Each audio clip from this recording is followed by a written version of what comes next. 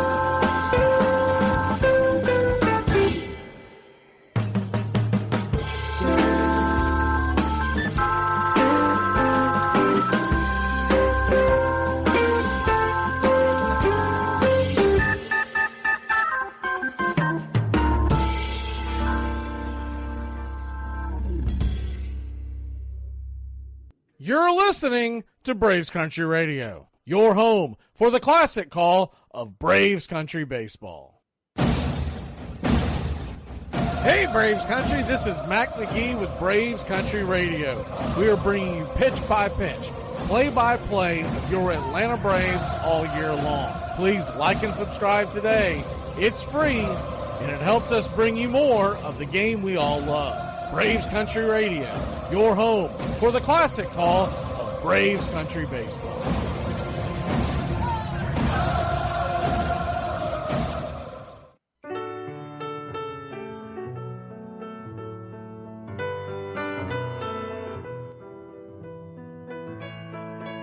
Casey at the Bat by Ernest Lawrence Thayer.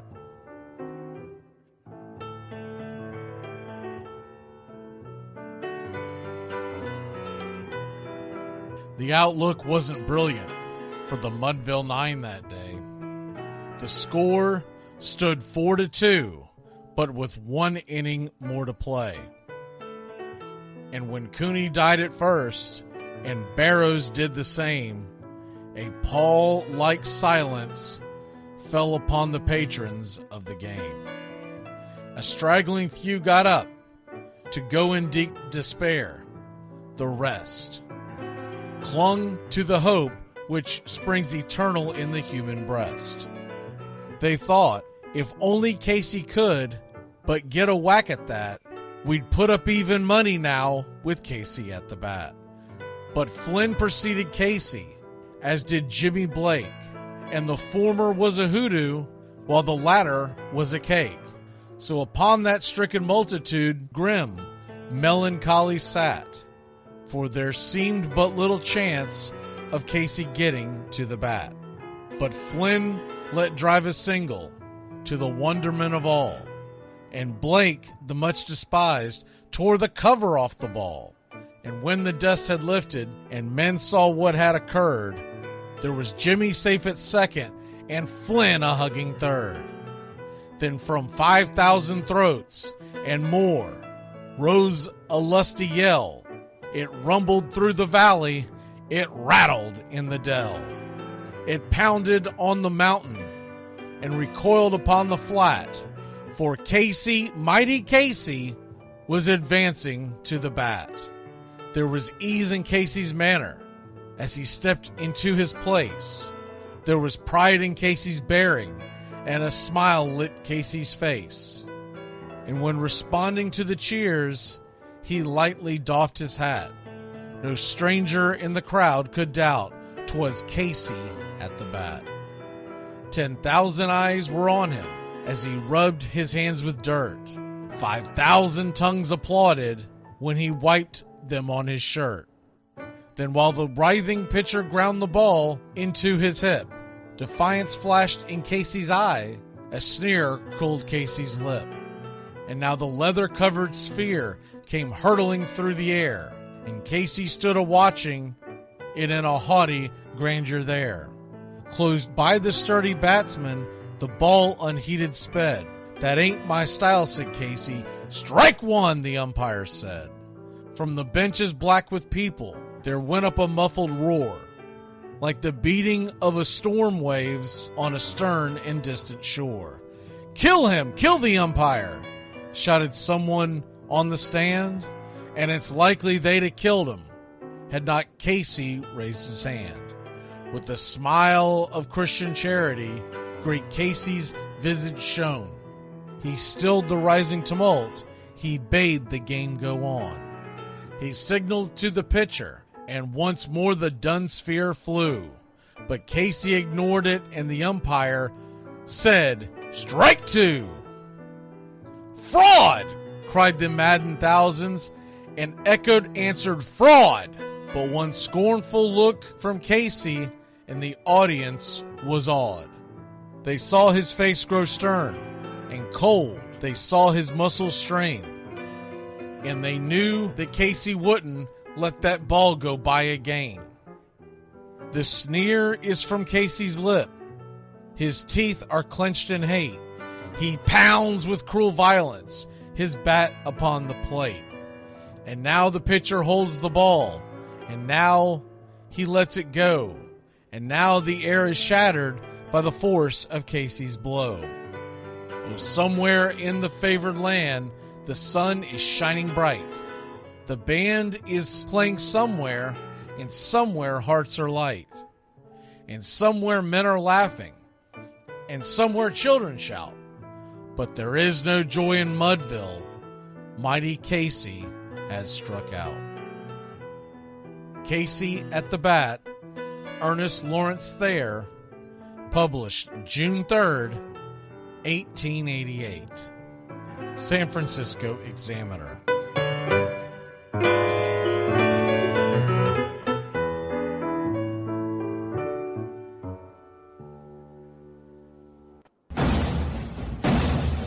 Hey Braves Country, I'm Mac Magee.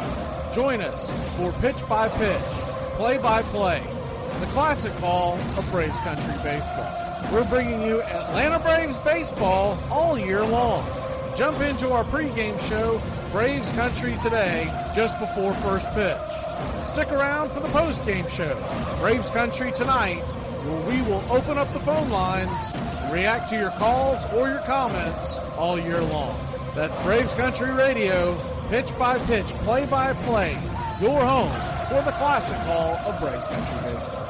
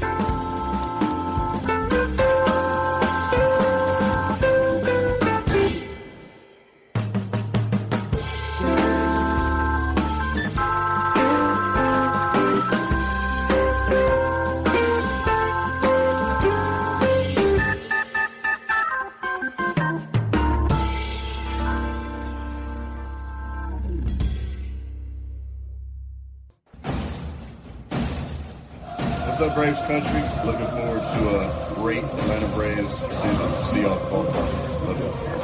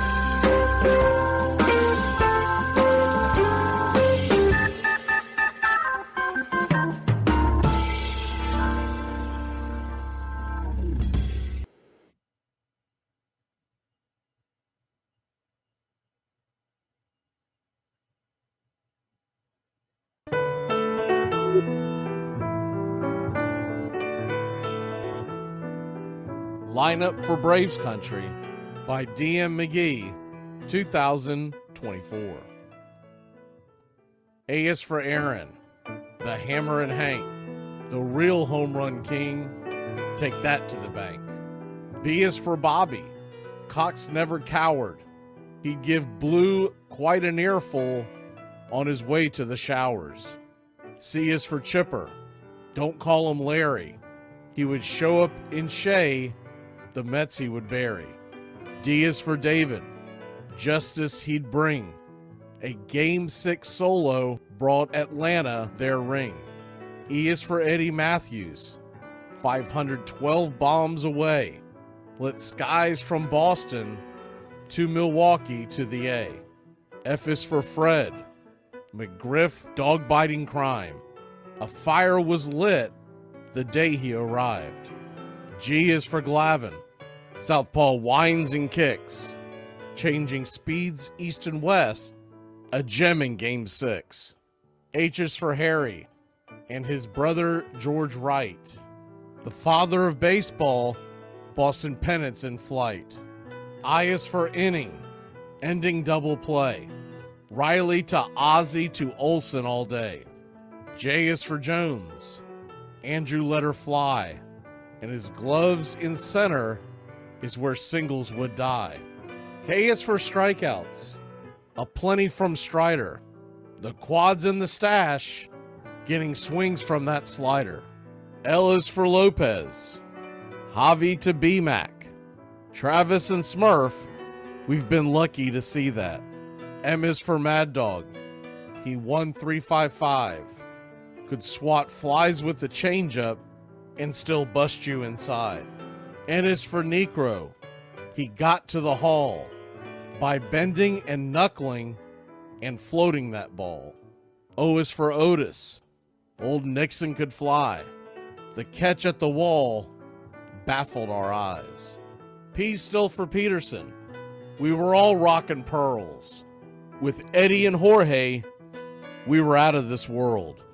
Q is a quandary for why Dale is not in. Murphy MVPs again and again. R is for ranking. The top pitchers lore. Remember Kid Nichols, 107 WAR. S is for Smoltzy. The big three in the hall. When the game's on the line, you give John the ball. T is for Tyler, Matzik, and the gift of 2021, the entire night shift. U is for Chavez, but we say Uncle Jesse. The frames, the release, kept the batters guessing. V is Van Weeren, Skip Carey 2, Don Ernie Joe, the tales from the booth. W is Warren, Spawn Johnny Sane. They'd ride him in Boston and then pray for rain. X is Mazzoni. Yeah, X marked the spot. Leo rocked next to Bobby, and his pitchers stayed hot. Why it makes us feel young, the game's main appeal. Chopping through the battery, there's no better feel. Z is for Zip Boom Bam, Rama-Lama Ding Dong. Throughout the summer, we sing that song. From AJ to eyeglasses and a hell of a pen. Mad Max, Uncle Charlie, win after win. A cannon from short, and RC you later. Acuna Matata, there is no one greater. Though you can't fit them all when you just A to Z. Think of your favorites in the rafters we see. I started with 3, then 10, 25, 47, 31, and of course 29. Let's not forget 21, 41, 35, the great 44, or 755, and old number 6, who led his great teams. The pennants were flying, it felt like a dream. From Boston to Milwaukee, to Atlanta's TBS, a family, a tradition, Braves Country's the best. Lineup for Braves Country by DM McGee, 2024.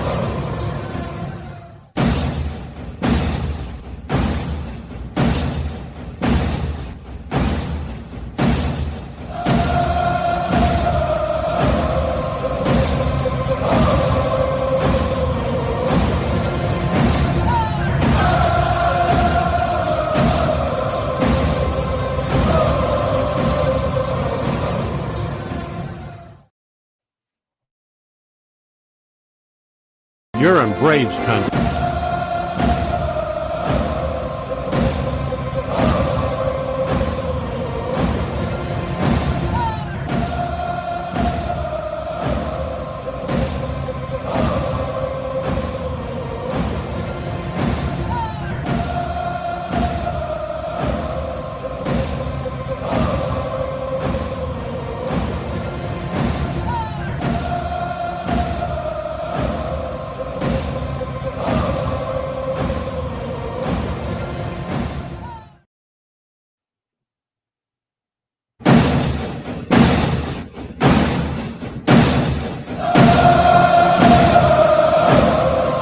Good evening, Braves country.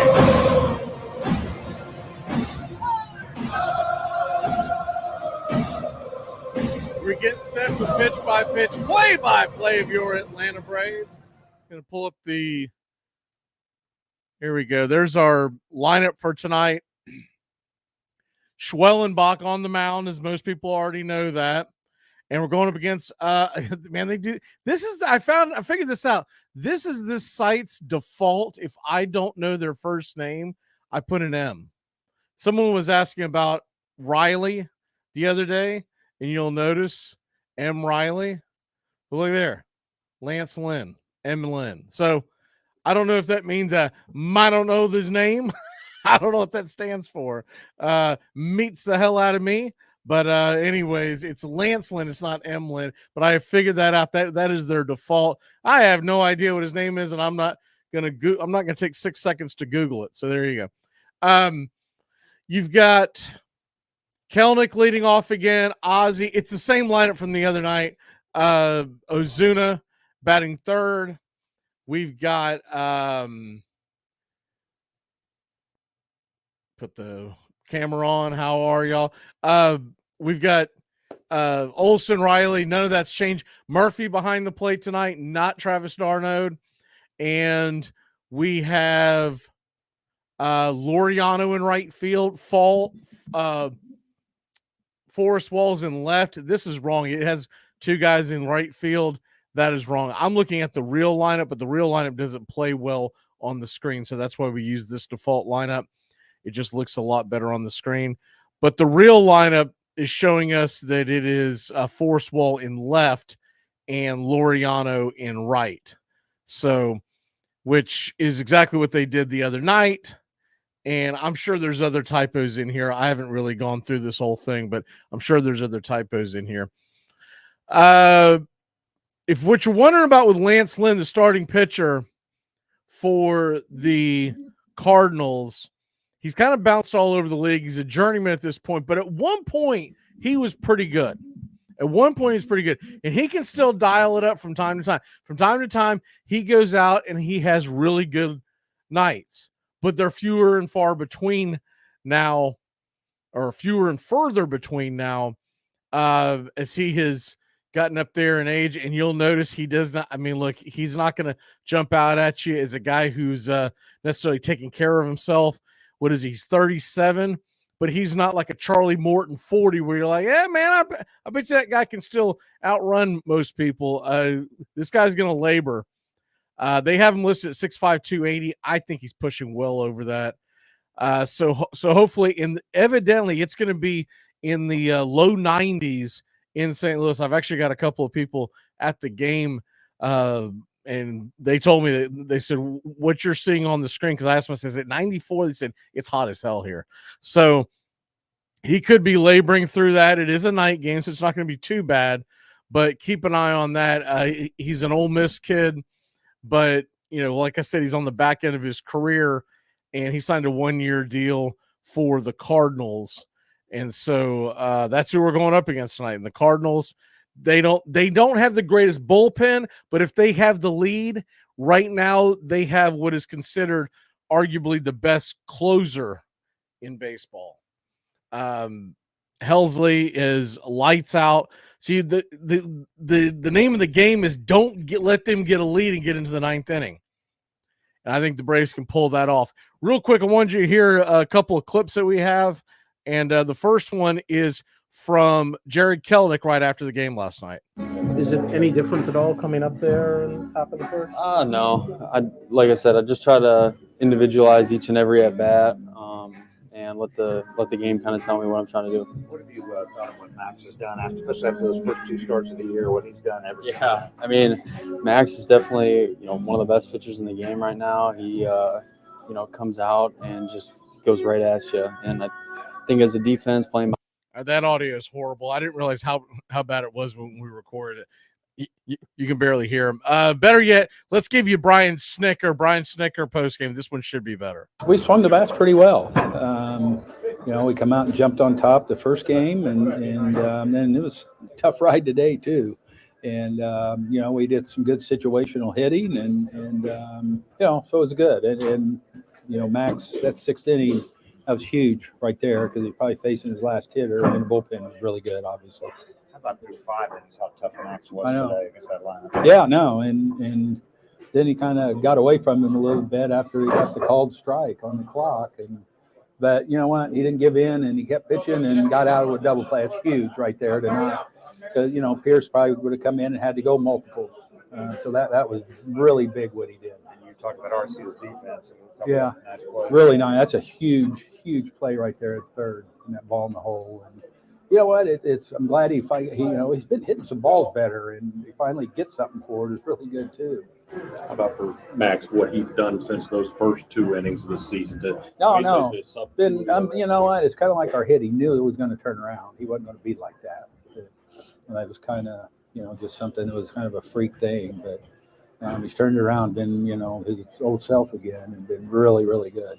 Was it the heat and the humidity in that 6th inning, a couple of hard hit balls? I don't know. You'd have to ask him. I don't know. That way came out. Yeah, no, what he went through to get out of that, it's kind of like you gauge that, and these guys are going to empty the tank to try and get out of that big spot right there. So I think it's counterproductive to send him back out. How impressive was it that Max, even when he did have runners on, just seemed so in control in that 6th No, that's what Max does. I mean, he trusts his stuff, he's throwing the ball really well right now.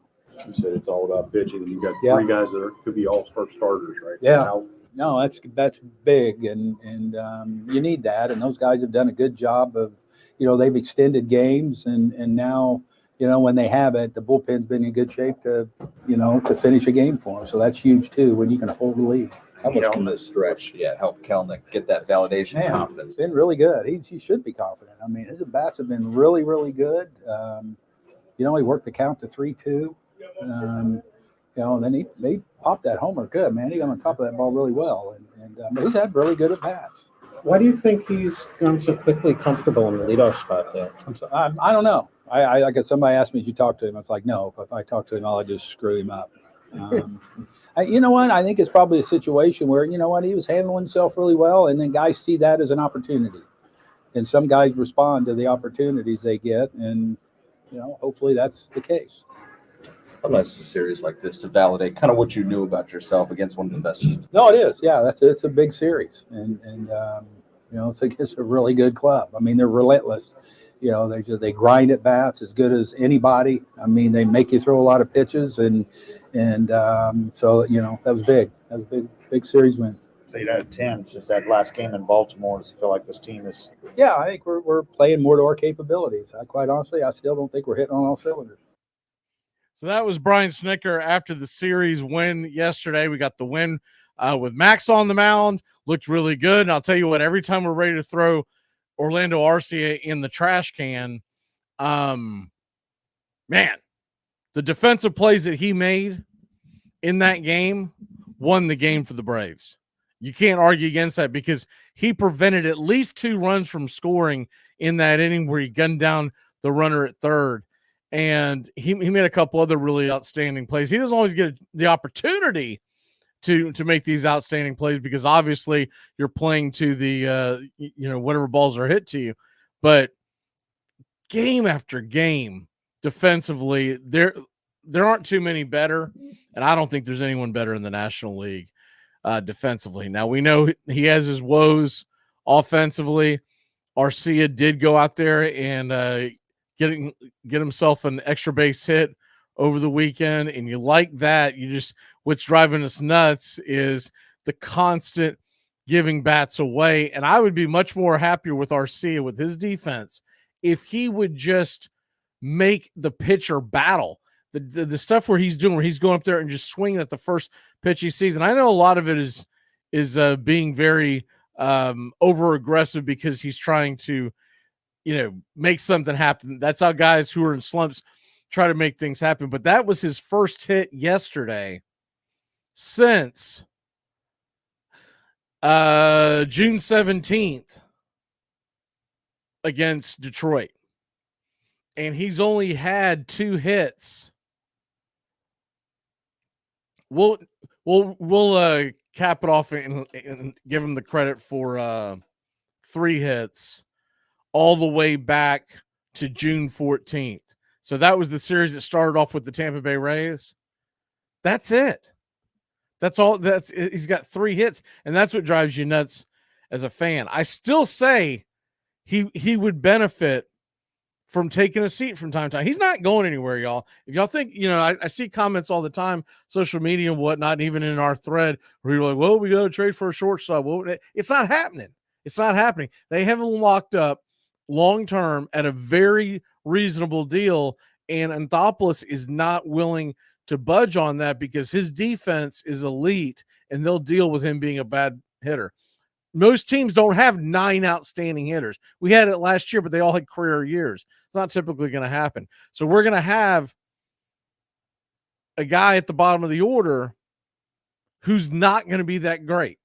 But at the same token, if he'll just work the count, make the pitchers pitch, do the little things. If a guy's on second with nobody out, and get him over to third, find some way. That's what we want from Arcia. We're not expecting the guy to hit 325 home runs, but I'll tell you what, he's having arguably this as good of it, if not better year than what Dansby Swanson is doing, and they're paying that man $27 million this year.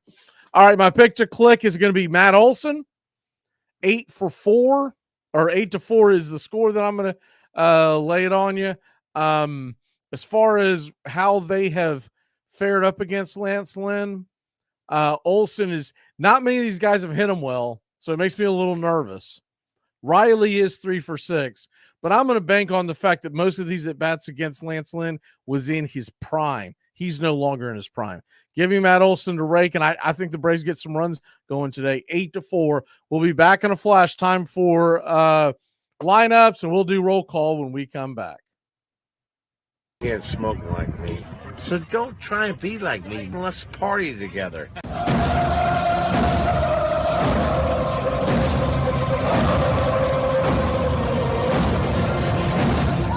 There's something kind of about a kid that's never played baseball.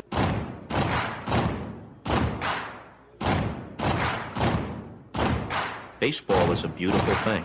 It's more beautiful in an old park. It's asymmetrical and quirky. But even in a dome with artificial turf, it's beautiful. The way the field fans out, the choreography of the sport, the pace and rhythm of it. The fact that pace and rhythm allows for conversation and reflection and opinion and comparison. In right field, the crowd is tormenting Strawberries, singing, Darryl, Darryl. Little roller up along first, behind the bag. It gets through Buckner. Here comes Knight, and the Mets win. And there's a fly ball deep to left. It's on its way. There it goes, and the Yankees are going to the World Series. Ground ball stabbed by Folk. He has it. He underhands to first for the first time in 86 years. The Red Sox have won baseball world championship. Can you believe it? It's a pastime, something you do. It's entertainment, something you watch. And it's a shared experience, something you talk about and read about. But you can apply those same 3 criteria to other things. What makes baseball special is that it's the best game that's ever been devised. Smith corks one into right, down the line. It may go. Go crazy, folks. Go crazy. Sure as God made green apples, someday the Chicago Cubs are going to be in the World Series. A little bouncer slowly toward Bryant. He will glove it in front of Rizzo. It's in time. And the Chicago Cubs win the World Series. Cubs win. What a lucky break. The good Lord wants the Cubs to win. How can you not be romantic about baseball? If baseball is about caring, about loyalty and rivalry.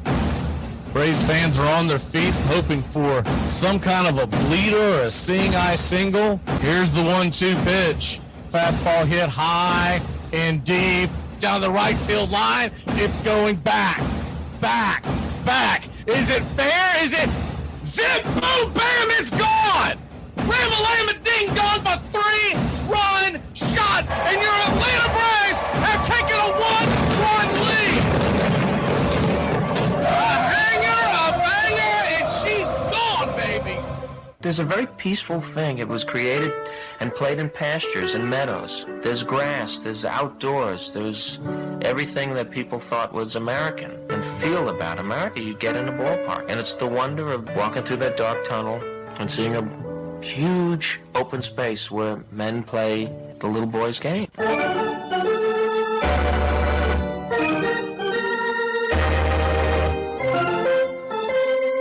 I believe in the Church of Baseball. I've tried all the major religions and most of the minor ones.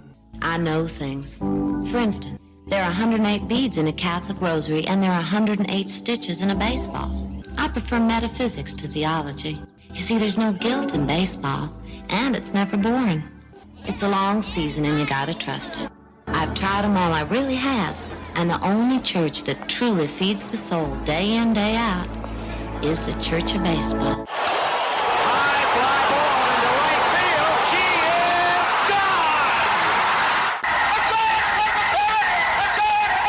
Swung line drive left field. 1 run is in. Here comes Green. Here's the throw to the plate. He is safe. You're in Braves country. If there's a bigger thing going on right now, I don't know what it is. We're down to 1 strike here. Gurriel, the last hope for the Houston Astros. Here's the 0-2 pitch. Swung on, bounced over to Dansby. Dansby fires it over to first, and here comes the dog pile. Fire the cannons in the battery. Do the chop. all throughout Braves country. Pop that top! Your Atlanta Braves have won it all! Oh, say can you see by the dawn's early light what so proudly we hailed at the twilight's last gleaming, whose what stripes and bright stars through the perilous fight o'er the ramparts we once were so gallantly streaming, and the rockets' red glare, the bombs bursting in air, gave proof through the night that our flag was still there. Oh, say does that star-spangled banner yet wave o'er the land of the free and the home of the brave? Play ball!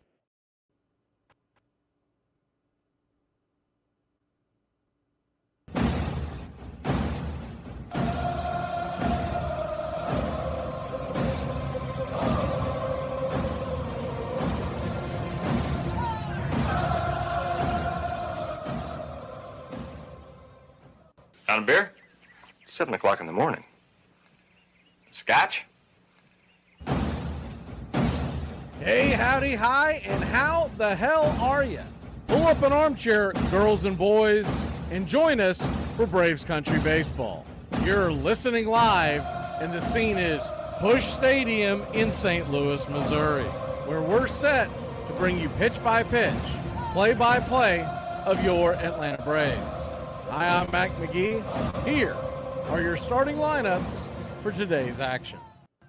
Leading off and patrolling center field for your Atlanta Braves, it's Jared Kelenic. 7 home runs, 21 RBI, 2 stolen bases, batting .270. Batting second, playing second, Ozzie Albies. 6 home runs, 38 RBI, 5 stolen bases, batting .262. Batting third, the designated hitter, Marcell Ozuna. A .314 average with 21 home runs, 64 RBI. Matt Olson, batting cleanup and playing first. .246 average, 12 home runs, 40 RBI. Batting fifth, playing third, Austin Riley. 7 home runs, 29 RBI, .247 average. Sean Murphy is behind home plate and batting sixth. He has a .203 average, 3 home runs, 8 RBI. Ramon Laureano is batting seventh and in left field. He has 2 home runs, 6 RBI, 3 stolen bases, batting .183. Forrest Wall batting eighth, playing left. He's .222 on the season, 2 for 9 with an RBI. And batting ninth and playing short, it's Orlando Arcia. Arcia, 6 home runs, 22 RBI, batting .213.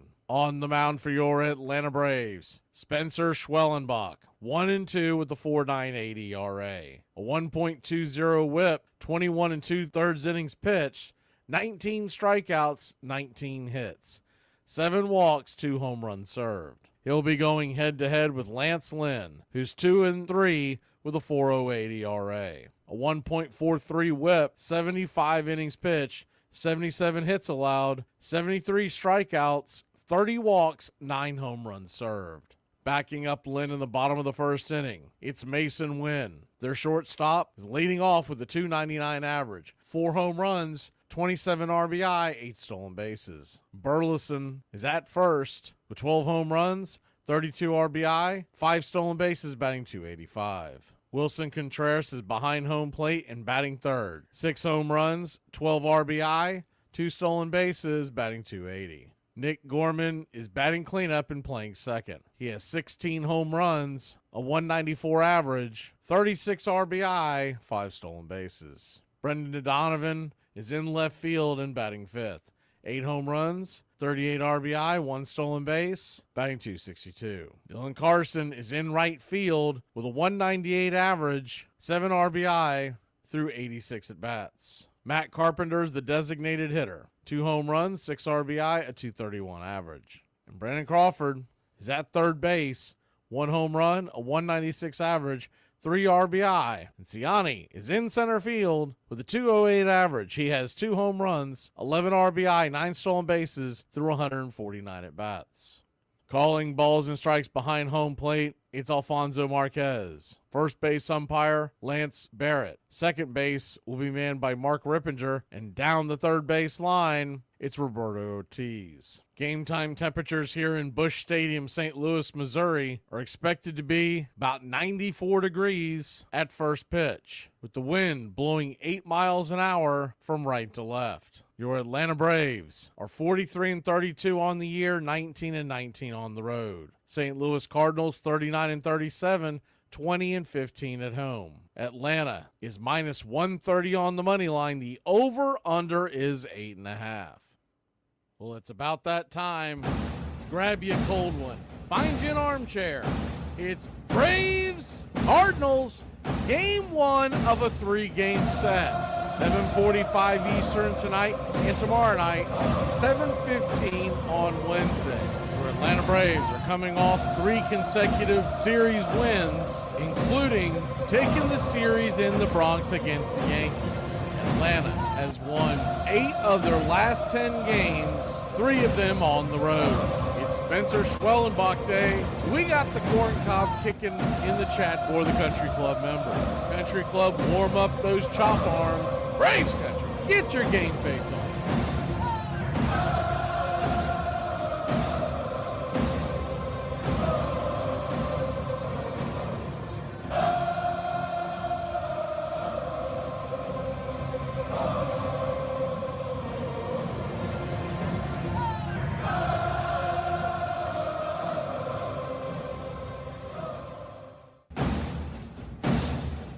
Get this bus moving. Stop. Come back. Too late. Roll call! Yeah, roll call! You're in Braves country.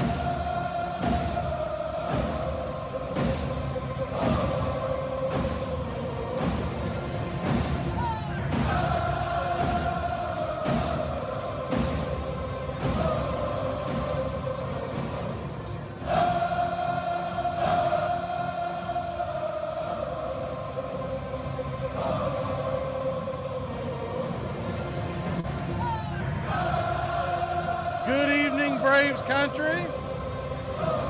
About that time for roll call. Let's get it. Couple of minutes before first pitch.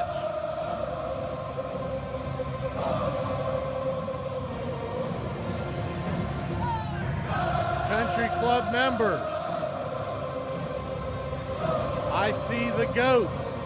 I see David S. I see Charlie. Mark Ricardo.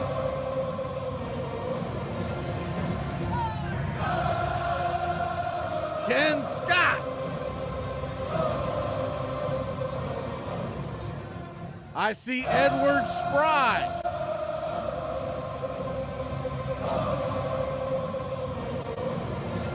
Also in Braves Country, we've got Daniel, Ben, Gary, Underwater, Tim. See if I'm missing anybody here. I believe Grandma King. I believe that's everybody. If I haven't said your name, holler out at us. We're just about set for pitch-by-pitch, play-by-play of your Atlanta Braves.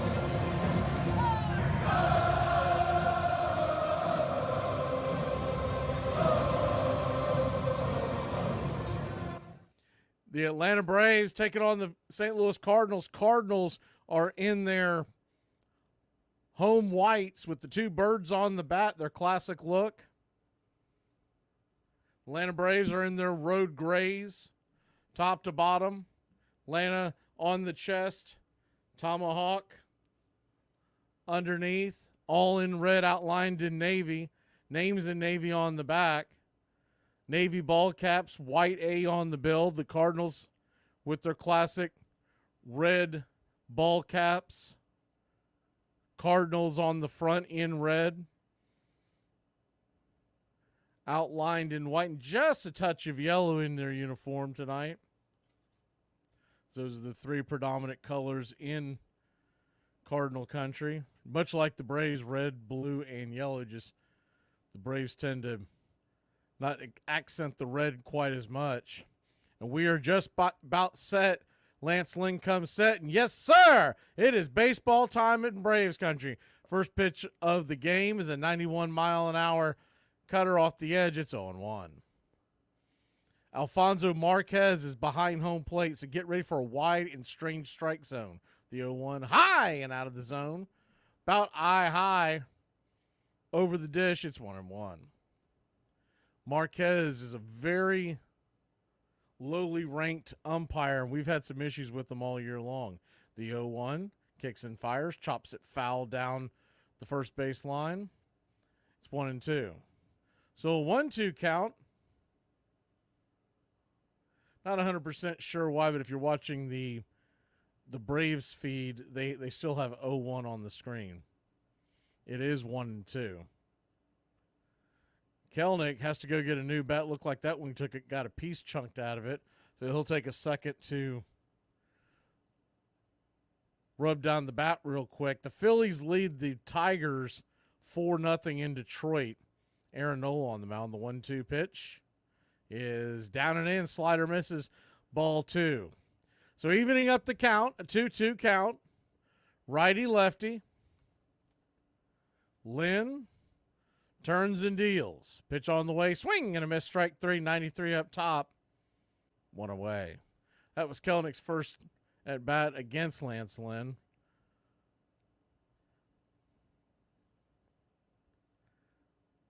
Paul Goldschmidt is out of the lineup tonight, if you're wondering about that. As far as I could tell, it's just a day of rest. It wasn't anything major. First pitch on the way to Ozzie Albies is right there for a strike. Four-seam fastball. It's 0-1.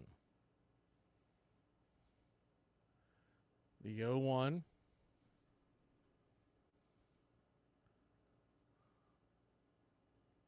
Rocks and fires. Up top, 92.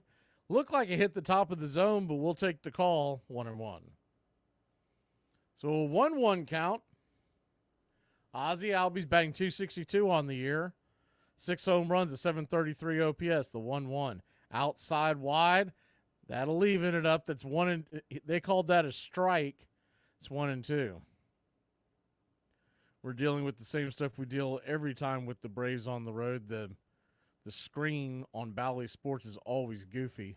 So a 1-2 count after they fix it. The pitch on the way. Swing. That ball scalded over to the right-hand side. Leaping, making the catch is Burleson, the first baseman, 2 away. Hard hit ball, but an atom ball. 2 down.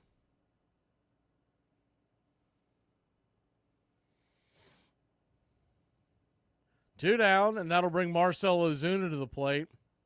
The sun is starting to set here in St. Louis.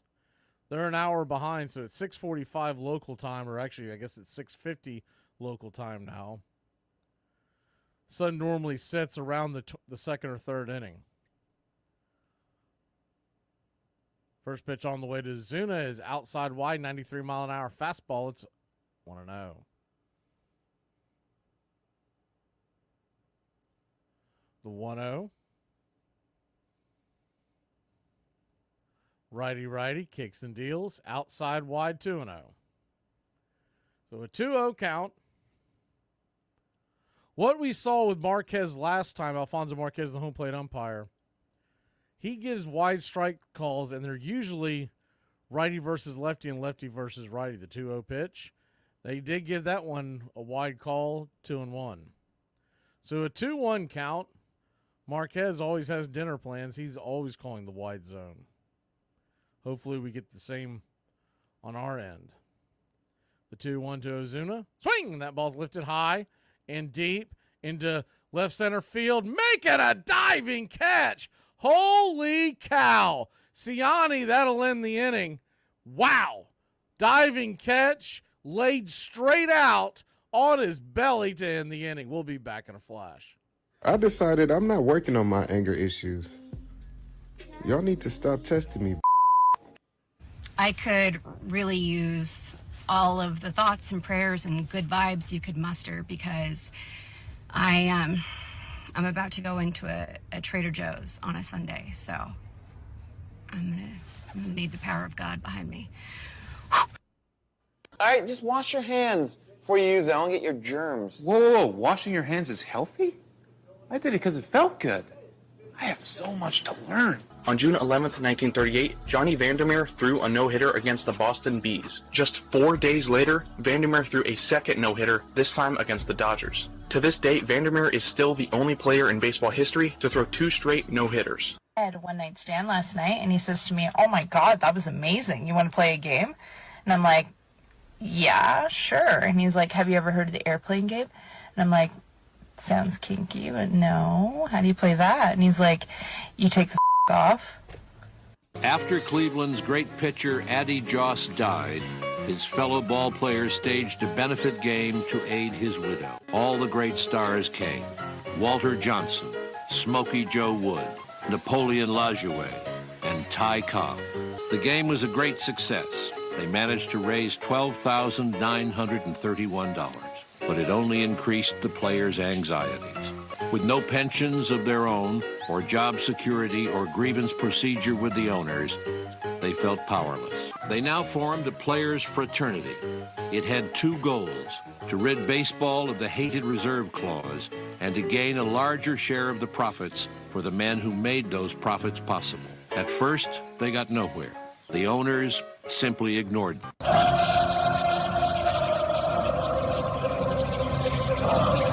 Welcome back to Braves Country Baseball. Yeah, we blocked two of the accounts. I'm pretty sure it was the same person. Y'all asking about what happened yesterday. There was some nut. We get them from time to time. We don't get them as much as we used to because we blocked a few of them. We get nuts time to time that come on here and try to say nasty things, and this is a family-friendly channel, so we're not going to allow that. I didn't see it until he had spewed a few things of nonsense. But anyways, back to the game. St. Louis Cardinals, Mason Wynn leads off. The rookie takes the first swing from Schwellenbach, the rookie. Saws it off foul and out of play. It's 0-1. The 0-1. Righty. Schwell brings it. Swing, chops it foul down over to third. Riley's on top of it, but it was well left of the bag. So an 0-2 count.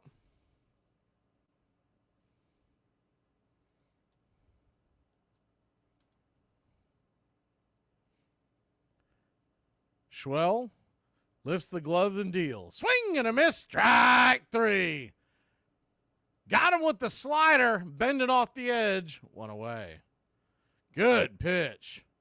That's a nasty one. If he gets that slider working like that, for those of y'all on radio, it looked more like almost like a 12-6 curveball, but it's coming in at 87.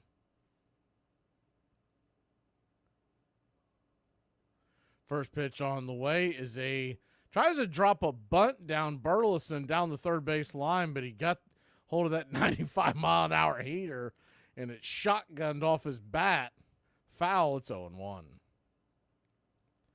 Not a guy you would expect to drop a bunt. He's got decent speed. Burleson, you'll see him in the outfield. The 0-1. Swing, fouls it out. It's 0-2.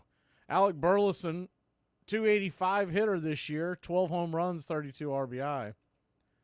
So he's not unathletic, but normally guys who pounds the ball like he doesn't normally drop the bunt.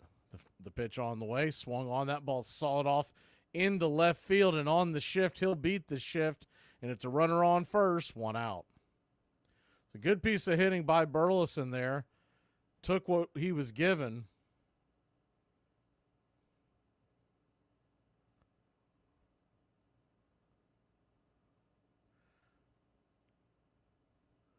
Braves infield, around the horn, left to right, will be Riley, Arcia, Ozzie, and Olsen. Smurf behind the plate.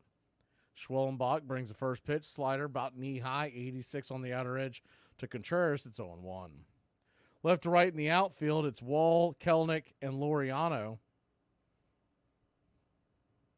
The 0-1 from Schwellenbach. Right there on the outer edge, 85, 0-2. Another wide strike. Contreras is biting his lip because he doesn't like it as a batter, but he wants to get those same calls as a catcher. The 0-2 pitch, swing, that ball's chopped foul down the third base side. Might have got a piece of Contreras' foot. I believe it did. 0-2. Contreras came off the IL not too long ago. Pretty lengthy stint on the IL for Contreras. He is, of course, the older brother of William Contreras.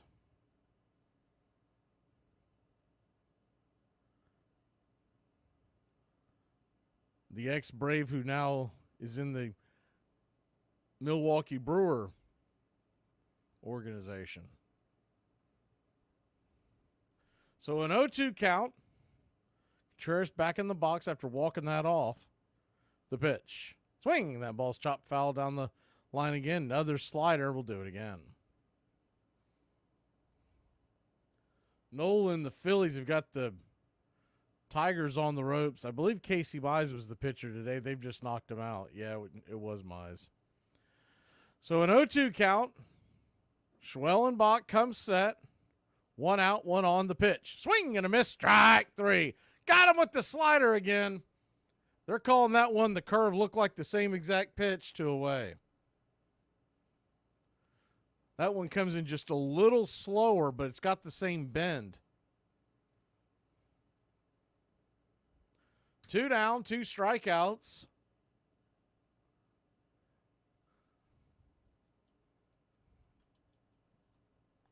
First pitch on the way is 76 on the outer edge for a strike. It's 0-1. Gorman, who leads the lineup tonight with 16 home runs.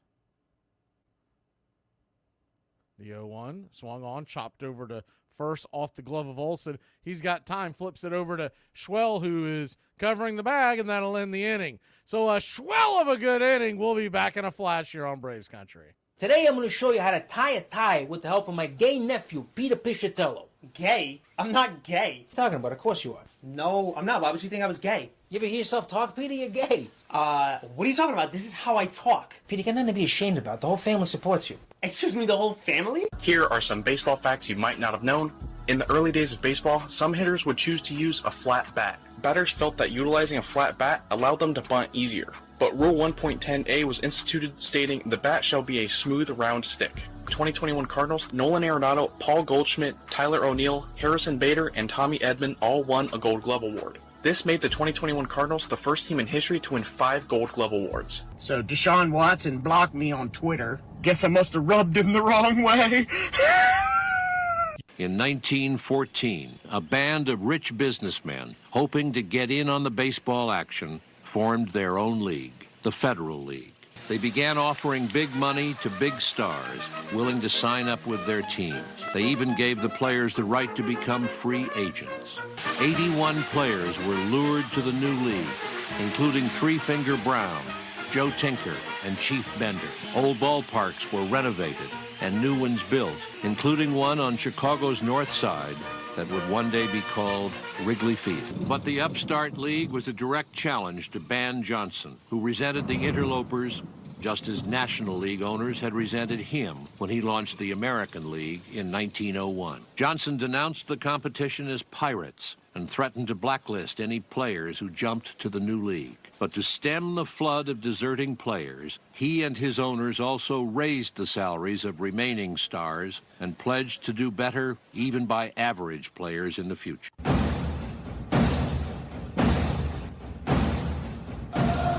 Welcome back to Braves Country Baseball.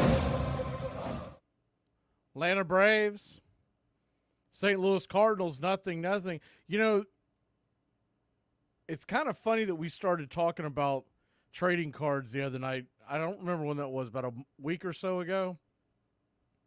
This is totally unrelated because it was a guy that I work with that mentioned a show. I'd never heard of it. If y'all haven't caught this, it's a really good show on Netflix. First pitch on the way to Matt Olson is swung on, and Slap back foul behind home plate. It's 0-1. Peyton Manning's the producer. It's called King of Collectibles. Really good reality type show that follows the 0-1 pitch. Swung on. Slap back foul behind home plate, 0-2. And I normally don't get into those kinds of shows, but they do more than just the sports trading. They do pretty much everything under the sun, something anybody would want to bid on. The 0-2 pitch, high and out of the zone, 93-mile-an-hour four-seamer, 1-2. And we've gotten hooked on it. There's only, Golden. There's only 2 seasons. We cruised through the first season. Me and my wife, we're about halfway through the second. The 1-2 pitch, swung on, fouled straight back. We'll do it again, 1-2. Just got a piece of that one to stay alive. It's a really good show, too, if you're looking for something that you don't have to be 1,000% invested in. You just kind of put it on and scroll around on your phone. The 1-2. Swing and a miss, strike 3. Slider off the edge. 1 away. So Lynn looks like he's got his slider working.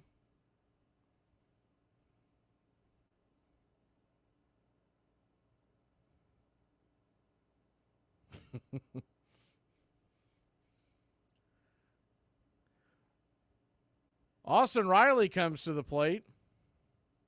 First pitch to Riley is on the outer edge for a strike. It's 0-1. The 0-1. If I'd have known Marquez was behind the plate, I would have banged the under all day long on this game. He just absolutely, as the 0-1 pitches outside wide, 1-1. I'm surprised he didn't call that one a strike.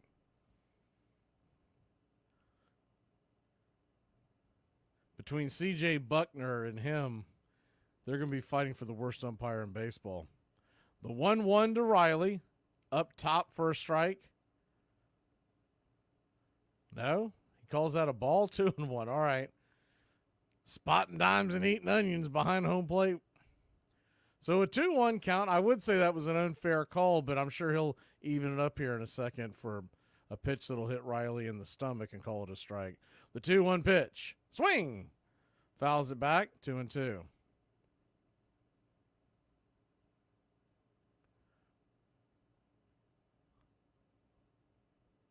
Braves nothing, Cardinals nothing. Top of the second, a 2-2 count. The infield is back and to the left a bit.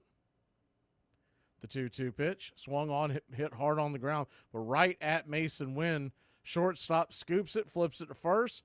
6-3 put out, 2 away.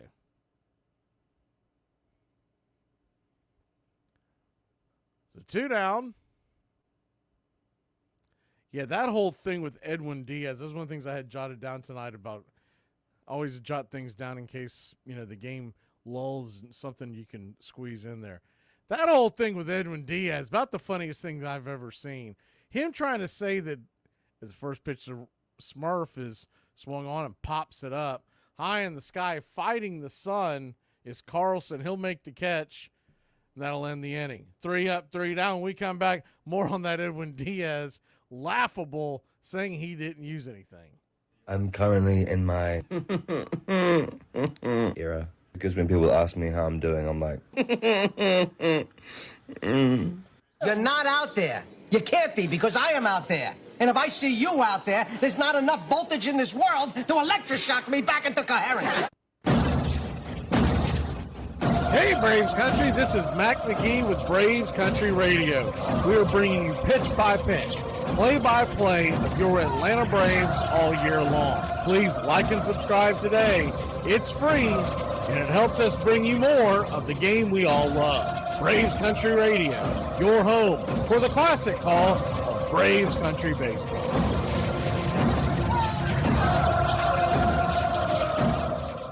Could somebody explain to me how NASA can get data from 4 billion miles away, but I keep losing my Wi-Fi signal in the kitchen?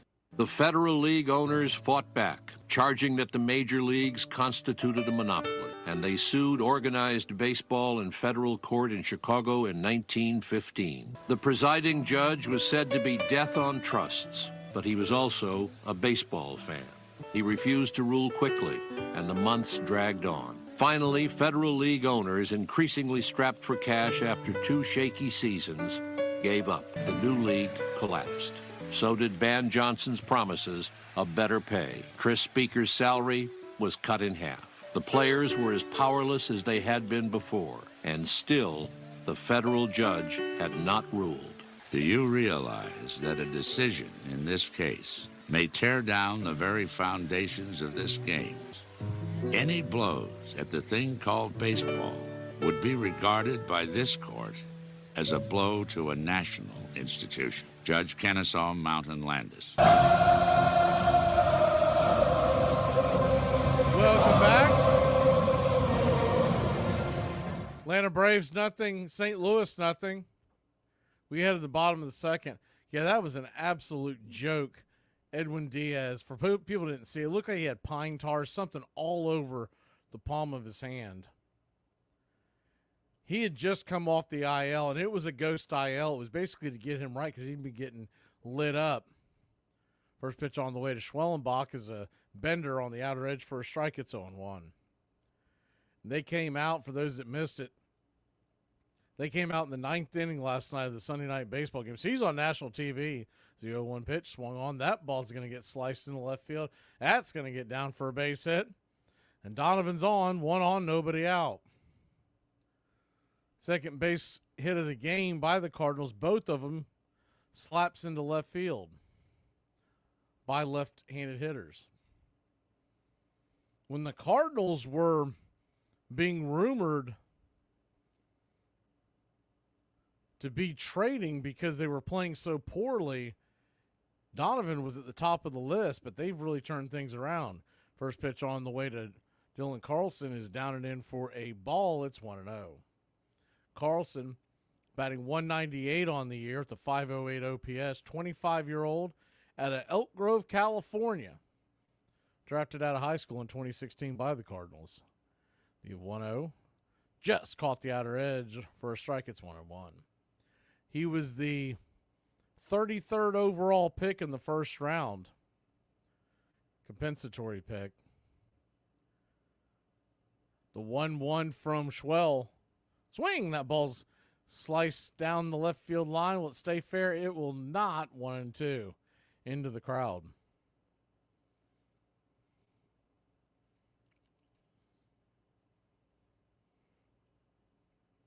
The 1-2 count.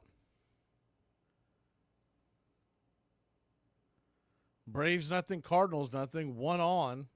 Nobody out here in the bottom of the second. The 1-2 swung on. Just got a piece of that. Stay alive. Chops it foul off his instep. It's 1-2 once again.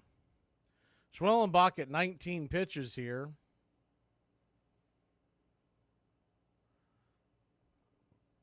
Love to get a double play ball to get him quickly out of this inning. The 1-2 swung on. That ball's hit up the middle, and you ask and you shall receive. It is a 6. Step on the bag. 3. Double play. Good play by Orlando Arcia. That ball was tailor-made. They had him in the shift. And it was a worm burner up the middle, but right into the teeth of the defense. That's what I like to call a 1987 single. Because when they weren't doing the shift every single day, that was a single into center field. So 2 outs, and the first pitch to Matt Carpenter is right there for a ball. It's 1-0. Carpenter coming back on his farewell tour, batting .231 with the 644 OPS. The 1-0 misses outside wide, 2-0.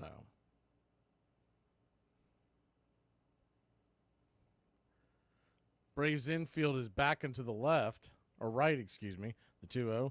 Right there at the knees for a strike, 96-mile-an-hour gas, 2-1.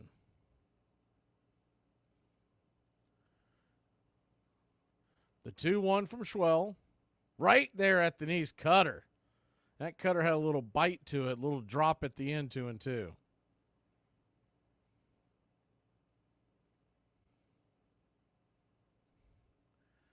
Bottom of the second, the 2-2 pitch, swing and a miss, strike 3. Got him fishing. And the pole ain't long enough. We'll be back in a flash here on Braves Country. I have to go to rehab. So what I don't think you need rehab. Kim, I blacked out and climbed into a trash bin. Hey, Braves Country, I'm Mac Magee. Join us for Pitch by Pitch, Play by Play, the classic call of Braves Country baseball. We're bringing you Atlanta Braves baseball all year long. Jump into our pregame show, Braves Country Today, just before first pitch. Stick around for the postgame show, Braves Country Tonight, where we will open up the phone lines and react to your calls or your comments all year long. That's Braves Country Radio, pitch by pitch, play by play, your home for the classic call of Braves Country baseball. What's your favorite section of the alphabet? I mean, there's an obvious answer. Yeah, excluding element of P. H-I-J-K. No, bro, that's the worst one. H-I-J-K? H-I-J-K. He's like, hi, just kidding. 30 years. Okay. Wow, you'll be paying this off in your mid-70s. All right. Hey, I got an idea.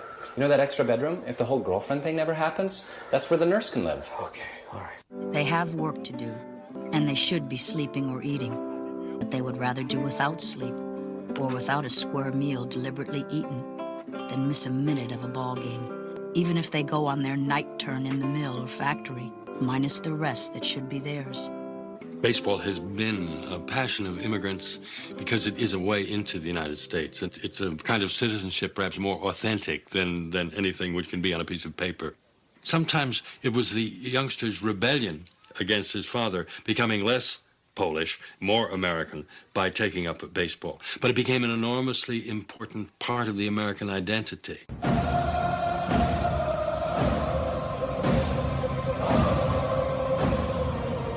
Welcome back to Braves Country Baseball. Detroit's cut into the Philly lead. It's 4-1 in the bottom of the fifth.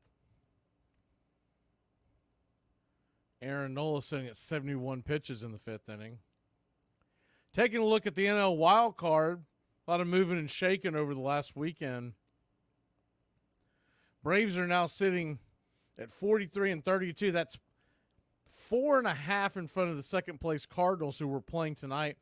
5.5 in front of the third wild card San Diego Padres. First pitch on the way to Laureano is a fastball on the outer edge, swung on and slapped back up against the backstop. It's 0-1.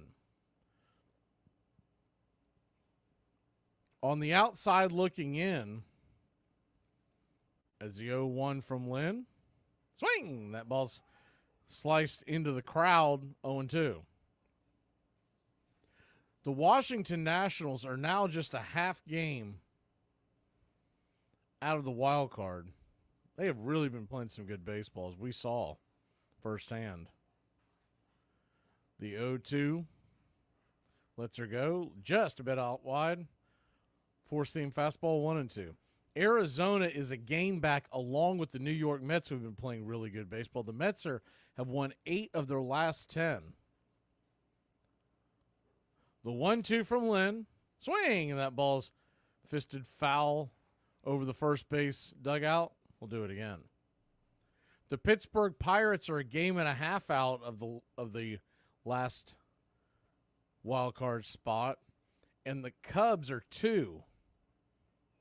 The 1-2. Swing! And that ball's lifted high and deep into center field, twisting around, turning around, making the catch is Siani. One away. Laureano gave it a ride, but it died just before the warning track. And to finish that out behind the Cubs, the Reds are 2.5 out. The Giants are just 3.5 out. So that is your wild card. That's what it looks like right now. We talked about it last time. Everyone was about a game and a half. There's starting to be a little bit of separation, mainly because the Giants have lost 7 of their last 10. Forrest Wall stands in. The first pitch on the way is high and out of the zone. It's 1-0. The 1-0, righty-lefty. Lynn is 31st pitch of the night. 2-0, 92 up top.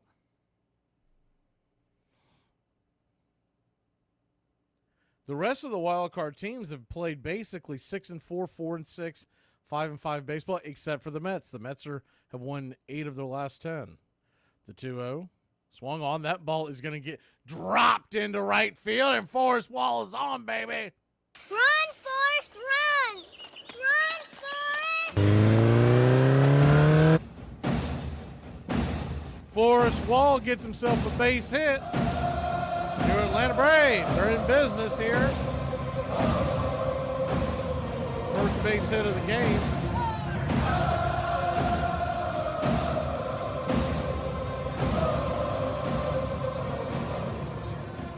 Lando Arcia comes to the plate. First pitch to Arcia is way outside, wide cutter in the dirt. It's 1-0. You got to figure Forrest might be moving. The 1-0.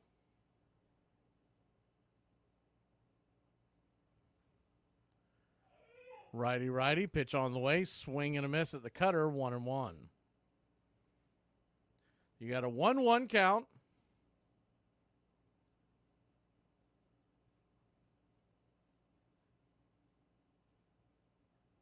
Lynn comes set.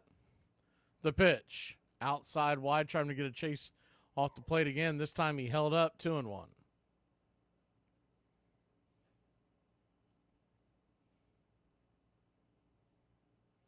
Braves nothing, Cardinals nothing. We're just getting going here in the bottom of the top of the third inning. 1 on, 1 out, the pitch. Swing, and that ball sliced down the right field line, but plenty foul. Forrest was already on his horse. He was ready to start hauling her around the base paths.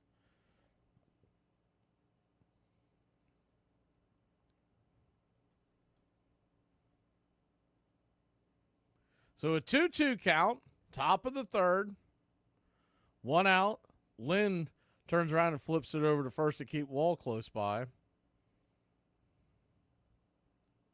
Got to figure this is the pitch where Wall may be taking off with 2 strikes.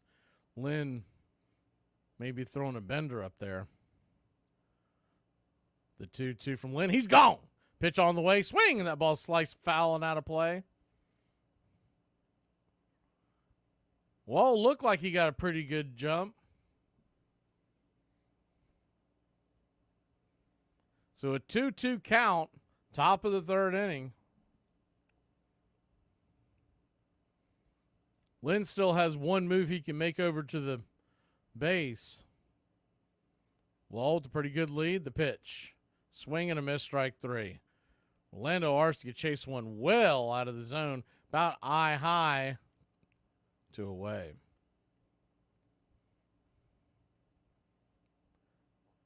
Two down.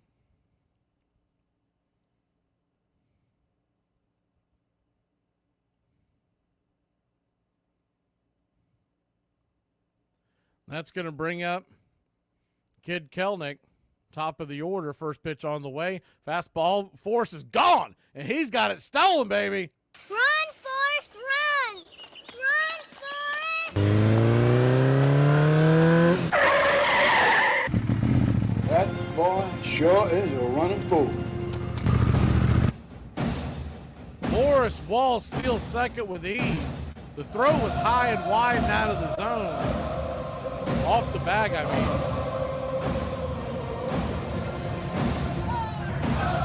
Pitch on the way to Kelnick. Evens up the count. Four-seam fastball. Belt high on the inner cut. It's 1-1. Braves nothing, Cardinals nothing. Wall in scoring position. Anything that gets down should score them. The 1-1 to Kelnick. Swing.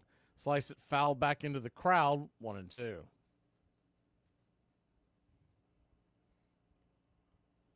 So 1-2 count.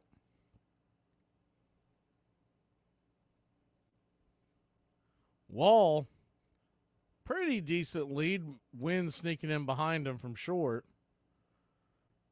The 1-2 in the dirt. Good take by Kelnick. That was a nasty slider that dove in towards his shoe tops.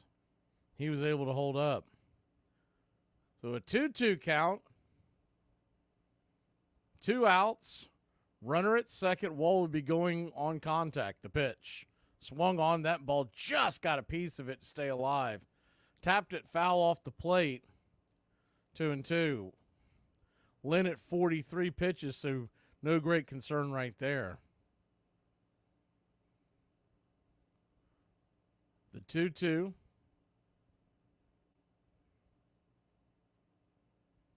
Righty lefty. Pretty big hole on the left side of the infield if he can slap it that way. Lynn looks back and brings it. Outside wide, ball 3-2. It's a dangerous pitch to take because that's the same area he's been calling really wide strikes. So a full count to Kelnick. It's definitely off the plate, but he has called some wide strikes out there. The full count to Kelnick. Wall at second, the pitch. Caught looking, strike 3. That one was on the edge. Kelnick doesn't like it, but it was definitely a strike. We'll be back in a flash. Gotta swing the bat when we come back. I'm your Uber driver. Get in. I didn't order an Uber. We've got one now. I'm good, bro. Oh my God. Good. Or wait.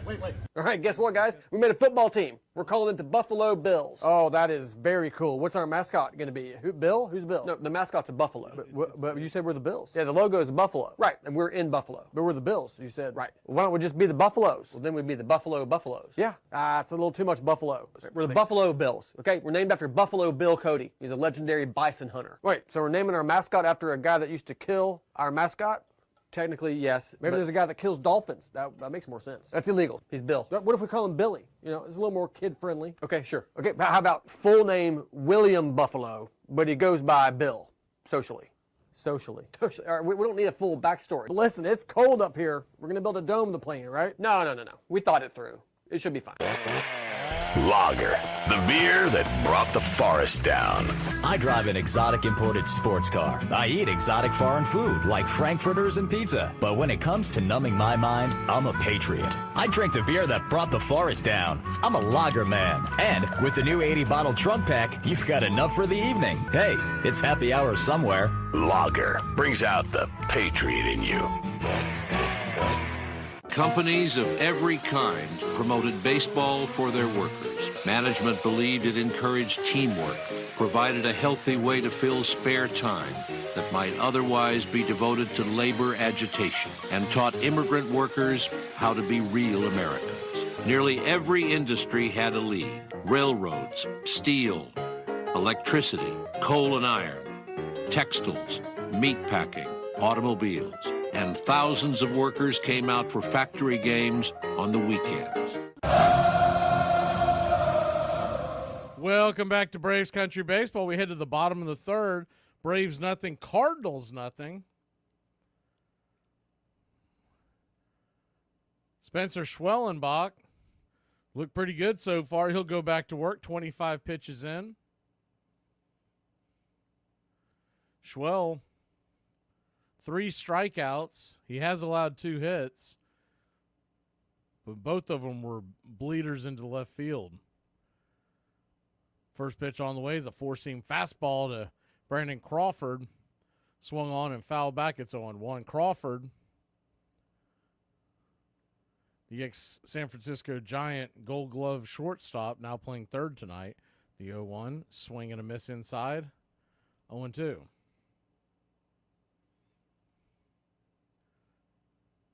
Righty-lefty matchup. Standing on deck is Ciani, the center fielder. The 0-2 pitch. Schwell brings it. The slider down and in, well out of the zone, 1-2.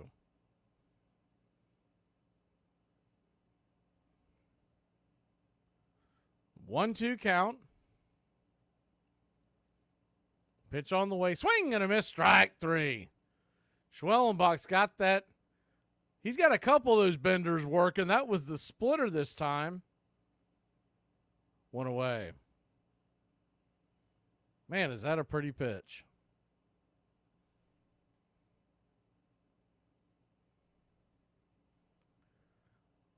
One down. That'll bring Michael Ciani to the plate. He's got a brother in the minor leagues, Sammy Ciani. First pitch on the way is a strike on the inner part of the plate, it's 0-1.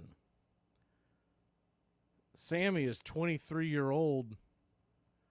The 0-1. Slice foul and out of play. 0-2. He is yet to break into the bigs. He is in A ball.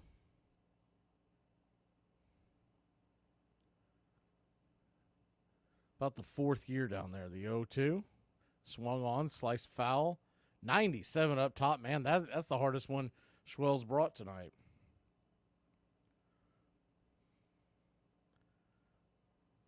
As far as Michael Ciani, he was drafted by the Reds in 2018. The 0-2 pitch swung on. That ball's lifted into left field. That's going to get down for a base hit. Bounces off of Kelenic, but he stays in front of it. 1 on, 1 out. So once again, the Cardinals have a runner on with less than 2 outs. 3 innings in a row. That's eventually going to cost you. Bryce Harper has hit a 3-run jack. They lead their game 7-1. Another bleeder they are not hitting him hard, but they're just getting him in over the infield defense. First pitch on the way to Mason Wynn is a cutter outside wide for a ball. It's 1-0. The 1-0.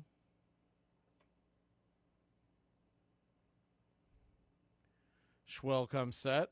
The pitch. Right there on the outer edge. Cutter. 1-1.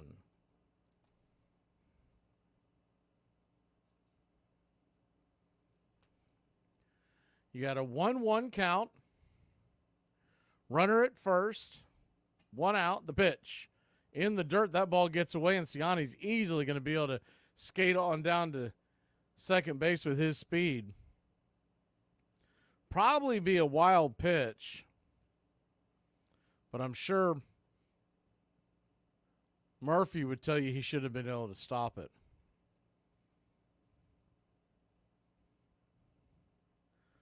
Runner at second, 1 out. The pitch. Down below the knee, sinker, 3-1.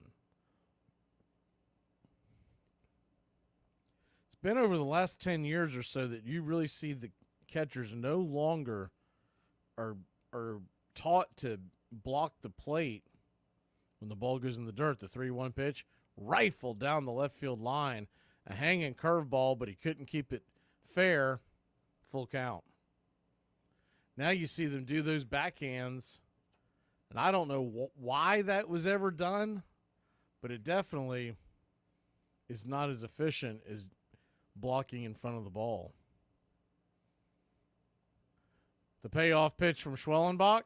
Swing. That ball's chopped over to third. Riley's got it. Looks back the runner to second. Flips it over to first. And it's a 5-3 put out, 2 down. Runner still in scoring position with Burleson coming to the plate.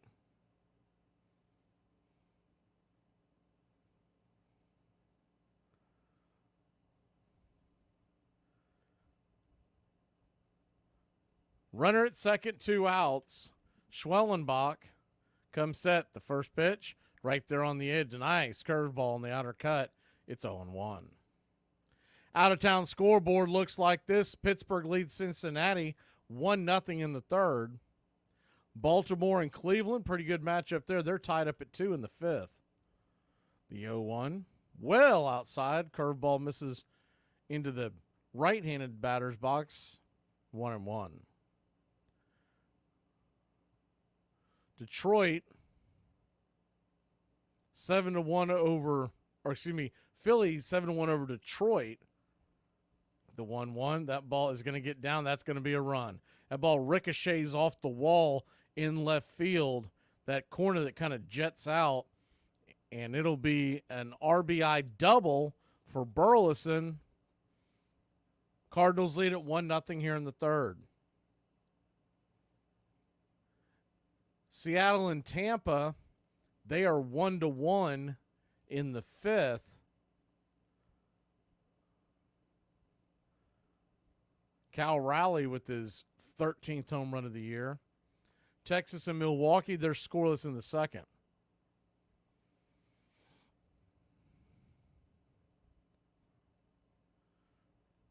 That'll bring Wilson Contreras to the plate. Righty-righty matchup. First pitch on the way. 96 up top. Swing and a miss. It's 0-1. Boston leads Toronto 2-1 there in the 6th inning. Dodgers and White Sox just getting underway. Nothing in the 2nd.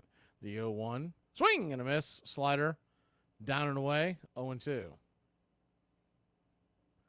Miami and Kansas City, they are scoreless in the 2nd. And that's your out-of-town scoreboard. Later on tonight, you got Chicago, San Francisco, Washington, San Diego, and Oakland is at the Angels. The 0-2. Just got a piece of that. Taps it towards the third base dugout. Do it again, 0-2.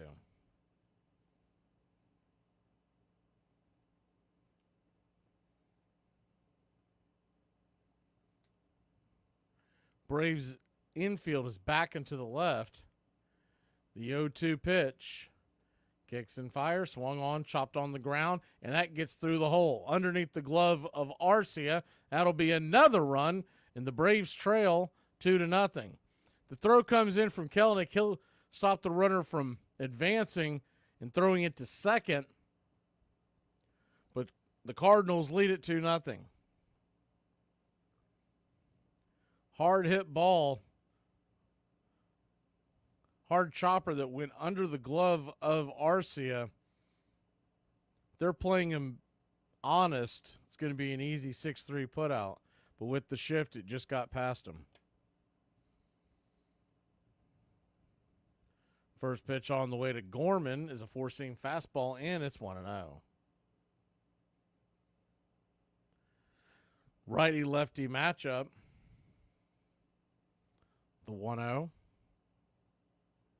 Kicks and fires. Swing. That ball's lifted into left field. That's going to get down for a base hit. Just a blooper and a bleeder that they're just getting us a death by 1,000 cuts right now. None of these balls have been hit hard at all. Just hit them where they ain't. Murphy's going to go out there and talk to Schwellenbach, probably just try to calm him down a little bit.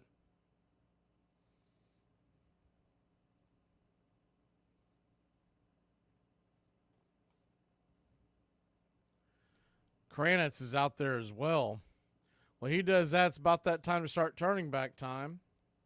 On this date in 1950, the great Willie Mays makes his professional baseball debut.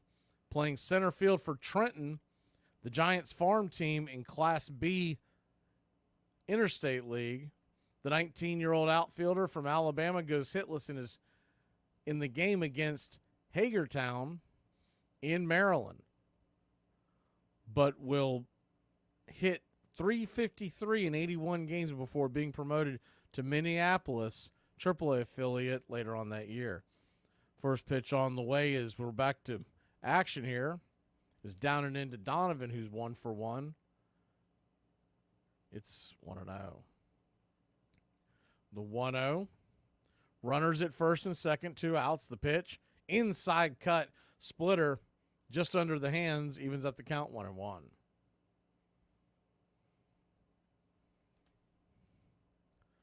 1-1 count. Schwellenbach brings it. The pitch is well outside wide. 2-1. Braves nothing. Cardinals 2. Bottom of the third inning.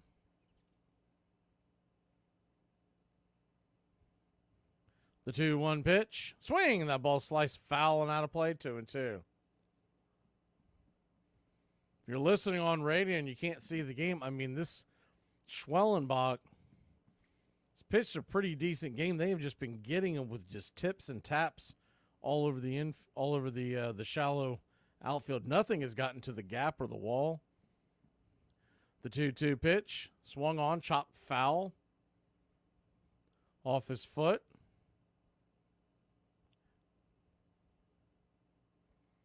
We'll do it again, 2-2. Something that'll be lost here, that wild pitch that you could really put to the fact that Murphy didn't get in front of it. If he gets in front of that ball, which he should have, The runner is at first when that ball's hit to Riley, and it is a ending double play. The 2-2 to Donovan. Schwellenbach brings it. Fastball misses high. Ball 3-2. So now you got the runners. They're going to be on the move. Schwellenbach, 54 pitches in. Really long inning here. Standing on deck is Carlson. The payoff pitch. Runners go. Swing, and that ball's hammered down the right field line, but foul. Well out of play.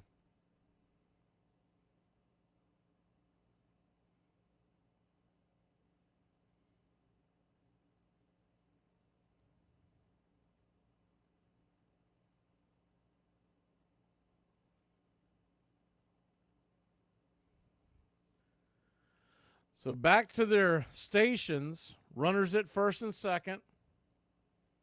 2 outs. The payoff pitch. Runners go. Swung on that ball's belted into right field. That's going to get down for a base hit. A run will come home. Laureano fires it into the infield. Arcia cuts it off. And it's 3-0 Redbirds.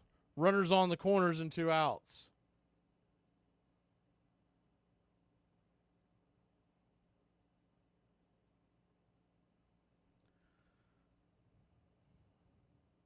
Got too much of the plate on that one. That's probably the hardest hit ball of the inning.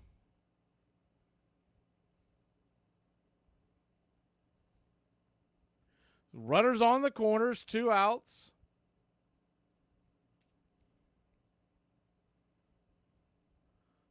Pitch on the way, swing, fouls it straight back. It's 0-1. Can't go back out there and talk to Schwellenbach because Kranitz has already been out there once. So this is his mess to get out of. The 0-1. Lets her go. Swung on. That ball is sliced foul and out of play. 0-2.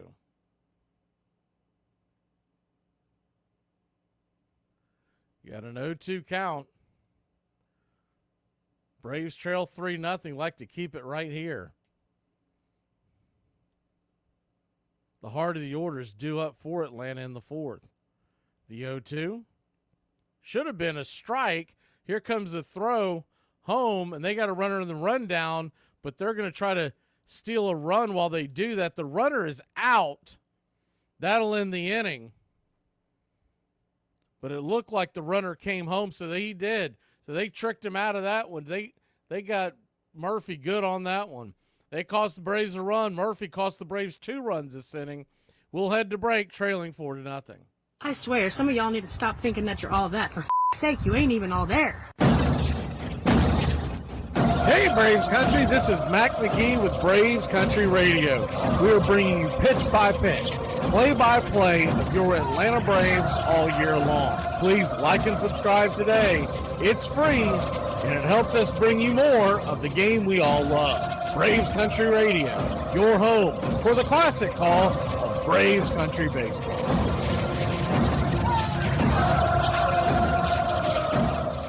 Could you imagine how hot I'd be if I ate right and took care of my body?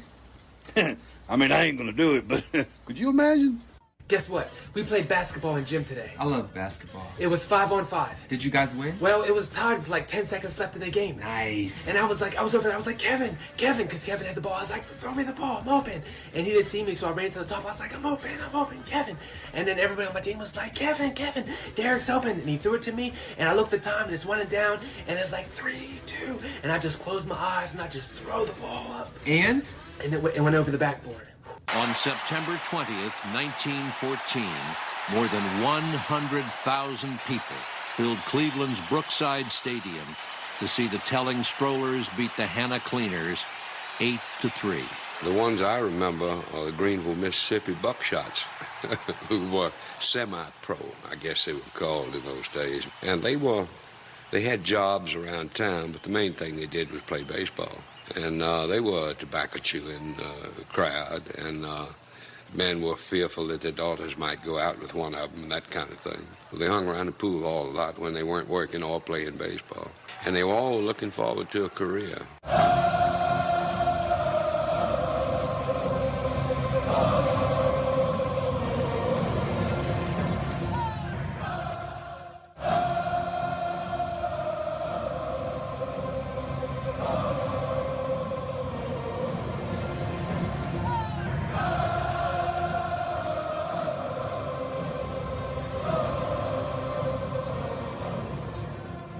Welcome back to Braves Country Baseball.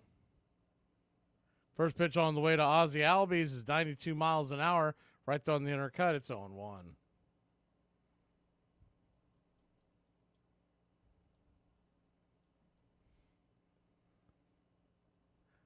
The 0-1 to Ozzie, swung on, chopped up, come back to the mound. Low throw by Lynn, but scooped out by Burleson, one away. 1-3 put out.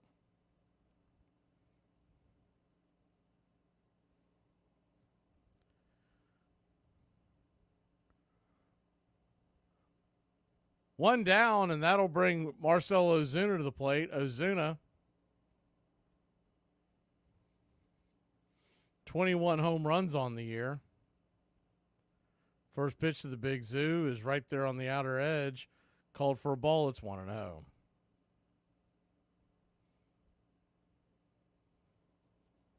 The 1-0. Righty. Pitch on the way. Well outside, wide, 2-0. Second time through the order seeing Lynn. So you'd like to see the Braves get some better cuts than they did the first time. The 2-0. Pitch on the way. Swing and a miss. Came out of his shoes on that one. 2-1.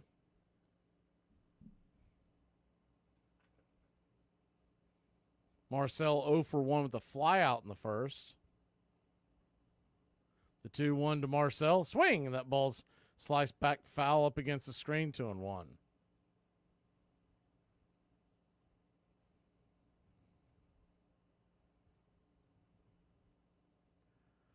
It's a 2-2 count. Nobody on, one out. They set up outside. The pitch. Swing. Fouls that back into the crowd.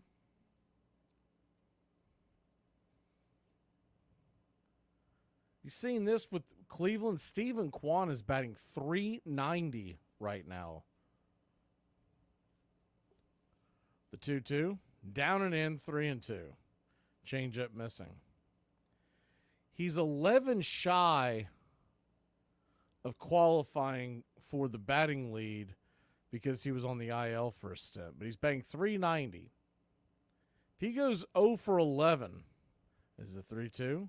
Swung on, that ball's hit up the middle. That's going to be backhanded, and that's going to be a base hit. Good backhanded play by the second baseman, Gorman. He shoveled it to win the shortstop, who I don't think was ready for it. His only chance was to shovel it to him and have him fire it to first. If he gets it cleanly, Wynn's probably going to get him because Marcell runs so slow. But he dropped the exchange, and Marcel's on first with one out. So 1 on, 1 out. In the ice house, Matt Olson comes to the plate. First pitch on the way. Swing. That ball's chopped over to first. They're going to get Ozuna a rundown. That's going to end the inning. So Olson, first pitch swinging. Got to be better than that, son. We'll be back in a flash here on Braves Country. Do I understand that there are consequences to my actions? Yes. But am I still going to act absolutely flabbergasted when there are consequences to my actions? Yes. Friendly reminder that you are not a hot mess.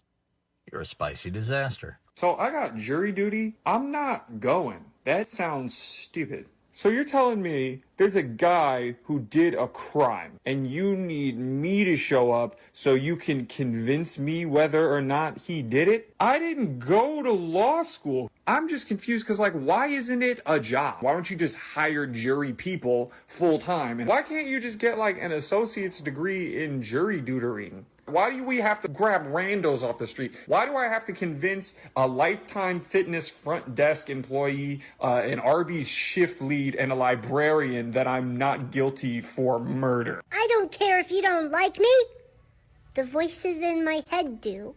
And we party pretty hard. This portion of the show is being brought to you by Ed's Almost Good Beer. Remember, Ed's Almost Good Beer was brewed in God's country. when God wasn't looking. Y'all, can somebody explain to me why we buy brand new clothes to go out of town and them people ain't even seen our old clothes? Women workers demanded to play too, and soon the Goodyear girls, the Westinghouse maids, and the Miller rubber maids took the field. At progressive Sing Sing prison on the Hudson River, convicts played and beat visiting teams made up of electrical workers, insurance salesmen, and stock exchange clerks. I want to go back to Sing Sing, one ex-con remembered. Down here, I'm just a bum, but up there, I was on the ball team. Braves Country Radio, pull up a chair. Your home for the classic call of Braves Country Baseball.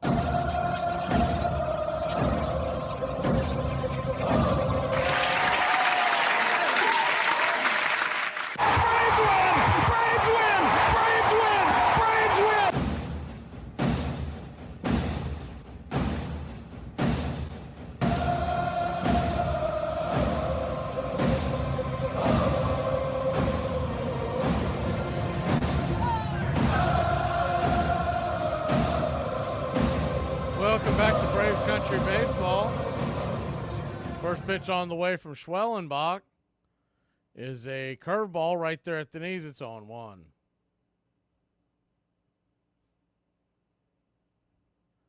The 0-1. Outside wide. Right there for a ball. 1-1. The 1-1 from Schwell.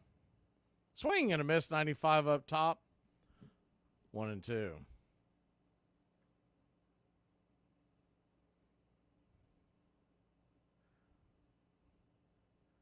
The 1-2. Schwellenbach comes set and brings it. Slider down and in. Evens up the count 2-2.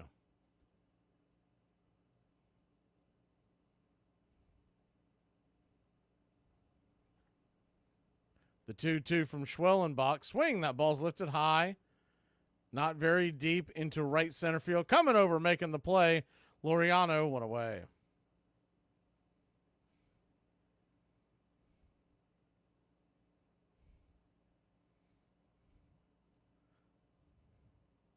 One down.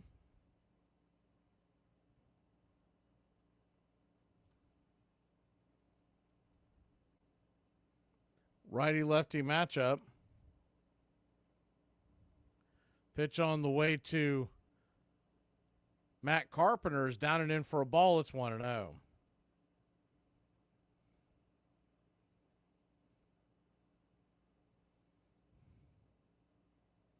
The 1-0. He went around. Pitch was up top. Looked like it grabbed the zone anyways. 1-1.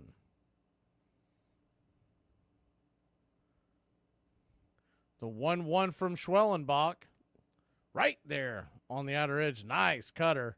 1-2.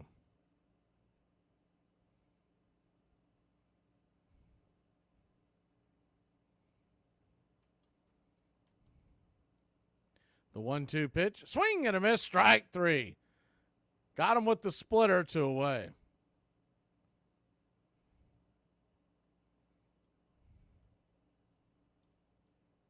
Two down.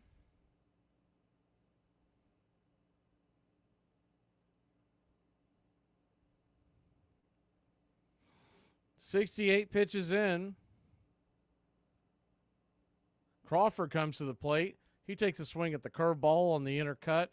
Inside, it's 0-1.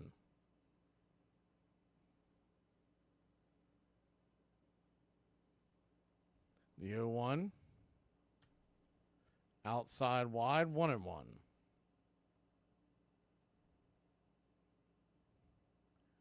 Braves nothing, Cardinals 4. We're just here in the 4th inning. The 1-1 pitch swung on. That ball's hit hard on the ground over to Olsen.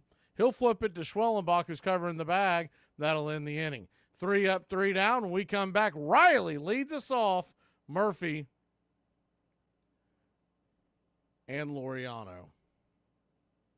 Hey, to all my parents out there, I just want y'all to know y'all not crazy. Them kids be throwing your forks and spoons away. If you thought the homeless were running San Francisco now, did you know one of once Emperor of America? Meet America's Emperor. Norton was a Jewish fellow from England who arrived in San Francisco as a businessman. He did well for himself until 1852 when he made a bold move to try and corner the market on rice during trade bans, which blew up in his face. It broke him financially and mentally, so he'd write a manifesto. At the end of it, he declared himself Emperor of the United States. As a joke, a San Francisco newspaper ran the manifesto, and there you have it. America has a self-proclaimed emperor, his name is Norton, and he lives in a boarding house. Less than a month into his reign, he actually put out a proclamation where he abolished Congress on behalf of the American people. After that, he abolished the two-party system and ordered General Winfield Scott to use suitable force to clear the halls of Congress. Norton wore a blue uniform of a Union general with gold epaulets and a rusty battle saber, and never paid take the ferry as part of his executive privilege. Soon he began printing his own currency with his face on it, and on the 1870 census, Norton listed his occupation as emperor. The emperor also wrote letters to Queen Victoria of England, explaining to her why a marriage to him would help strengthen the relationship between England and America. There you have it, Norton, Emperor of America. Here he comes again. Hey, my nephew that you've been talking about, he's 3 for 3 Is that right? That's right. You know what that sounds like? What? ThingsThatDidn'tHappen.com. Really? Yep. You know, baseball's not for everyone, man. You know, sign him up for karate or something. All I see is swinging at air. This portion of the show is being brought to you by our mystery sponsor, a product that is so good that they're paying us to keep anyone from associating it with this program. George Stallings was the manager of the Miracle Braves of 1914, who went from last place on July 4th to winning the pennant and eventually the World Series against the highly favored Athletics. But when he was dying, so the story goes, one of the would-be, soon-to-be mourners said, "George, what's killing you?" Stallings replied, "Bases on balls."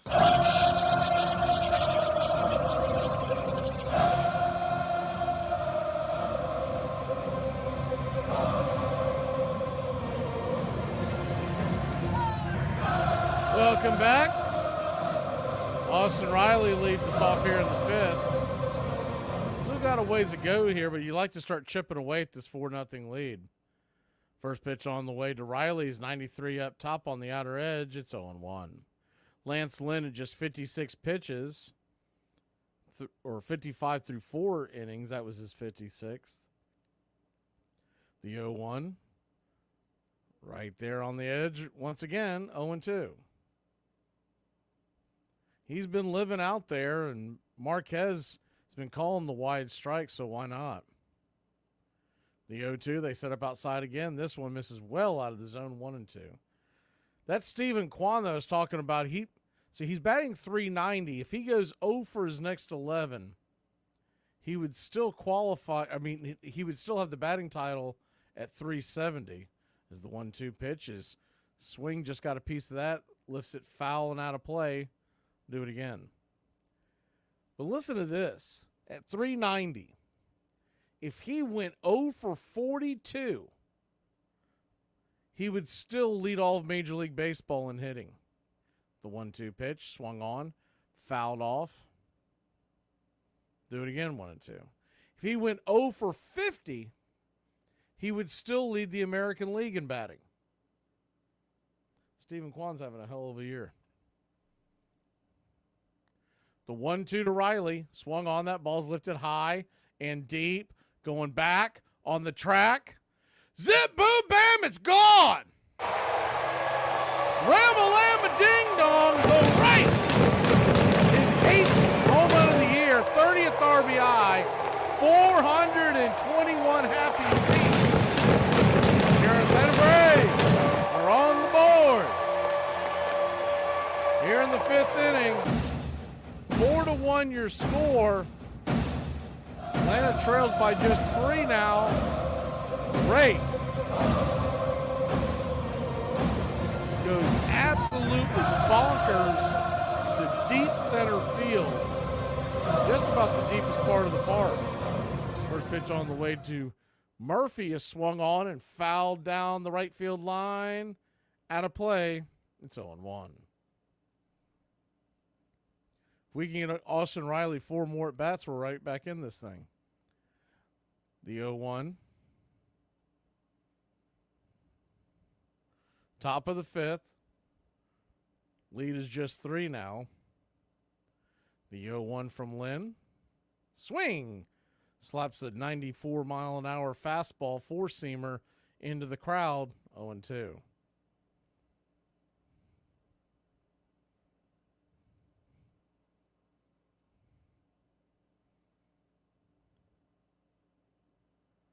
The 0-2 to Murphy. Swing, and that ball's hit hard on the ground, but right at the third baseman. Should be an easy play. 5-3 put out. 1 down. Crawford to Burleson. 1 away.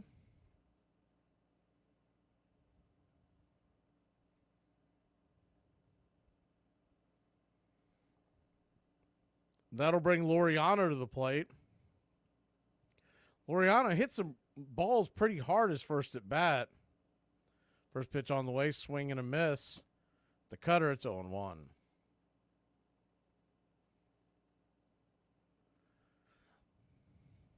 Laureano batting 181 with a 580 OPS. The 0-1's well outside, 1-1.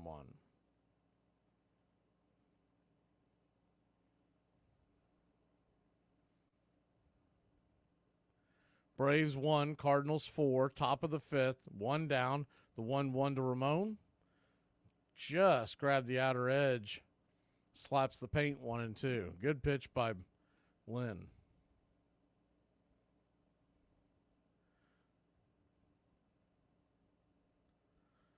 Lynn brings it. Pitch up high, evens up the count, ball 2, 2-2. Forrest Wall stands on deck. Arcee is in the hole.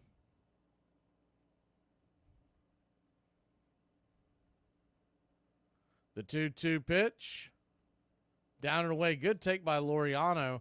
Full count.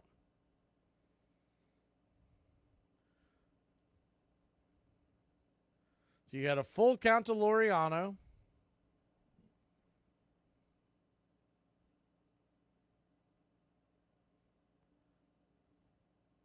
Lynn, his 70th pitch of the night, comes to the plate. Swing and a miss, strike 3. Four-seam fastball. Might have chased one that out of the zone, but it was borderline. One of those ones you can't really let go by 2 away. The MLB power rankings are out for this week. The Braves are sitting at number 8. I have a hard time believing that one. But the power rankings are Braves move from 9th to 8th. Yankees 1, Phillies 2, Orioles 3. First pitch on the way to Wall is a cutter up top. For a strike, it's 0-1. Dodgers 4, Cleveland 5, Milwaukee 6, and Seattle 7th. Kansas City and Minnesota are right behind Atlanta at 9th and 10th. The 0-1. Swing, and that ball's hit hard on the ground, but right at, that was a line drive right at Burleson. Thought it got on the ground, but it did not touch the soil. We'll be back in a flash. Braves put one on the board. It's 4-1 in St. Louis. I've been feeling kind of down today, so I'm just going to go to the gas station, let the crackheads tell me I look like Beyonce. You may not see it, but them see it, especially for $2. Hey, Braves Country, I'm Mac Magee. Join us for Pitch by Pitch, Play by Play, the classic call of Braves Country baseball. We're bringing you Atlanta Braves baseball all year long. Jump into our pregame show, Braves Country Today, just before first pitch. Stick around for the postgame show, Braves Country Tonight, where we will open up the phone lines and react to your calls or your comments all year long.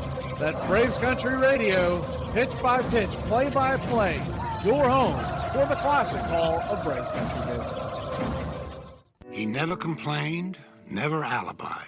He was never known to criticize a teammate or call an opposing ball player lucky. He accepted his great success modestly and the many vicissitudes of his life in silence. He was easy to like and hard to know. New York World Telegram.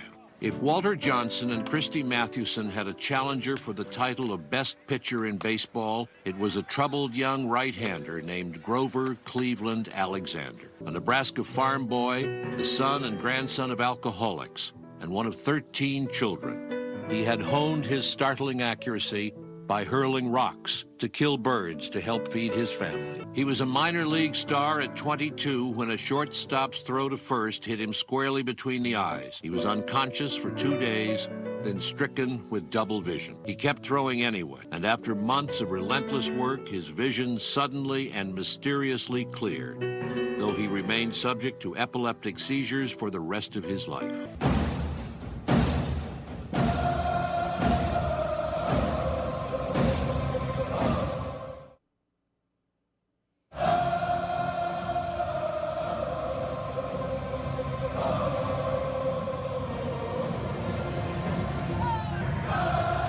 Welcome back to Braves Country Baseball. Hope you're enjoying your Monday evening. Spencer Schwellenbach goes back to work, 71 pitches in. He fires a four-seamer up and in for a ball.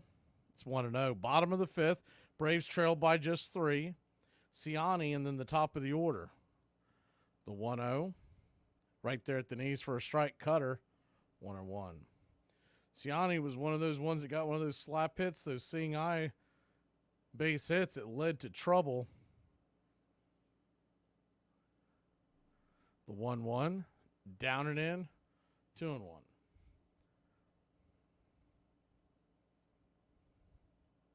Get a 2-1 count. Righty lefty. Schwellenbach brings it. Swing, fouls it straight back. 2-2.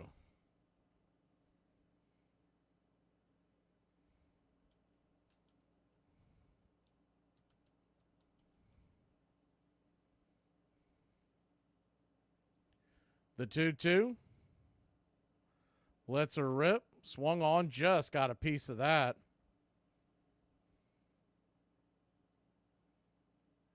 Miami leads Kansas City 1-0 there in the 4th. Reagan's on the mound.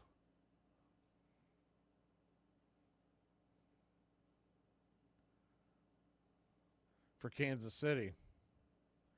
The 2-2 from Schwellenbach. Comes set. Swung on and missed. Strike 3. Got him with that nasty splitter. 1 away.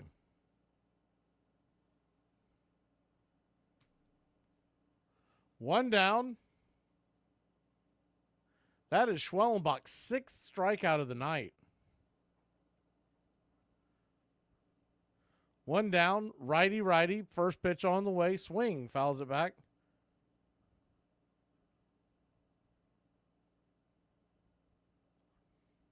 I mean, all in all, Schwellenbach has not pitched a bad game. He had the one bad inning.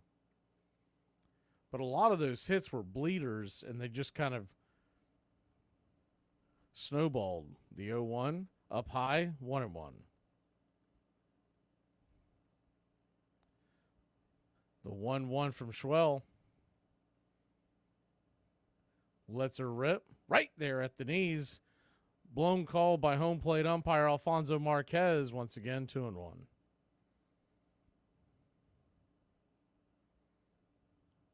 The 2-1 from Spencer. Swing, and that ball's laced foul. High into the seats. Plenty foul. If it stays fair, probably out of the stadium, but out of the park. The 2-2 pitch. Swung on, hit hard on the ground. Off of Riley. Riley gets the carom. Fires. He's going to hold on to. He'll put it in his back pocket. Mason Wynn, leadoff hitter. He's got real speed and no sense of throwing it over to first. Only thing that could happen out of that, put it into the dugout. If he gets that cleanly, he's probably going to get him, but hard hit ball. That ball was scalded off the bat. So 1 on, 1 out. Braves trying to keep it right here. Double play depth. First pitch on the way. Swing and a miss strike at the splitter. It's 0-1. Braves are going to have to win to keep pace. Philly putting it on Detroit tonight, 7-1 in the 8th. The 0-1 pitch. Bunt. Back to the mound. Schwellenbach gets it. He flips it over to first, and it is a 1-3 putout, 2 away. Burleson, they may give him credit for a sacrifice, but he was definitely bunting for a base hit. He got down past first base and kind of hung his head. He was hoping to catch the defense napping. So Contreras comes to the plate, but a runner is now in scoring position. First pitch on the way is a curveball. Inside, it's 1-0. The 1-0. Righty. Less than 3 weeks away from the All-Star break. Don't forget to vote for your Braves. The 1-0 swung on, hit hard on the ground to Olsen. He had a long way to go. Cuts it off, flips it over to first. Schwellenbach covering. That'll end the inning. So, one gets on, but that's it. We'll grab the bats when we come back, trailing by just 3. Nowadays, y'all have Miley Cyrus telling you to buy your own flowers. I support that. That's great. But I had Carrie Underwood telling me to slash his tires and key his car. Catch a charge, that's okay. That's okay, but he learned his lesson. He can have that girl with her fruity little drink. Today we're going to talk about the career of Mickey Mantle. In almost 2 decades, he compiled a lifetime OPS plus of 172. This puts him 7th best all time. He won the league home run title 4 times and the league slugging title 4 times. He hit 300 or better in 10 seasons. He was a 20-time All-Star, had 3 MVPs, won 1 batting title, 1 Triple Crown, and also won a Gold Glove. He played in 12 World Series during a 14-year stretch. Mantle would help the Yankees win 7 titles in his career. He is the only switch hitter to hit 50 home runs, and he did it twice. The 1951 World Series, Mantle would trip over an exposed drainage pipe while attempting to catch a fly ball. In 1969, it was determined that Mantle had played all of those years with a torn ACL in his knee without having it repaired. Mantle finished his career with a .298 batting average, 536 home runs, 1,509 RBIs, and had 2,415 hits. Alexander stormed into the majors in 1911, striking out 227 men for the Philadelphia Phillies in his very first season. He would win 30 or more games 3 seasons in a row. He pitched 4 one-hitters in 1915 and 90 shutouts during his long career. He was utterly businesslike on the mound, throwing an arsenal of pitches with pinpoint accuracy. Game after game, he'd pitch in an hour and a half, a teammate recalled. No fussing around, no stalling, no wasted motion. Even the men he struck out so consistently liked him. Between games, he was modest, good-humored, and kept mostly to himself. But then he began to drink.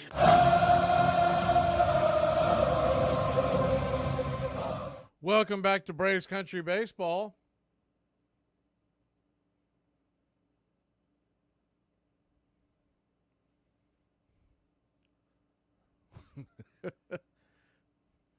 Braves trail 4-1.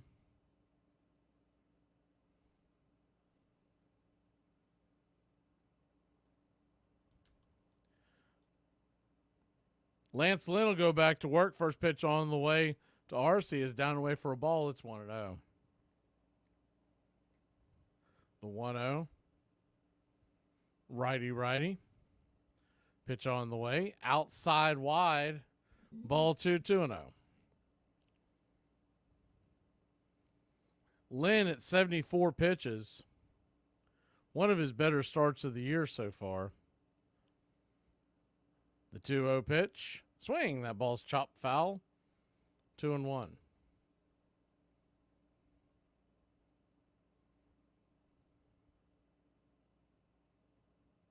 Braves 1, Cardinals 4, top of the 6th inning.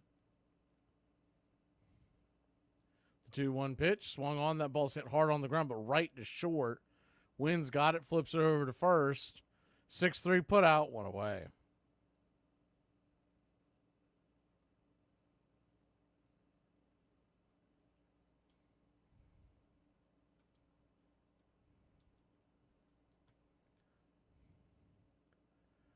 One down.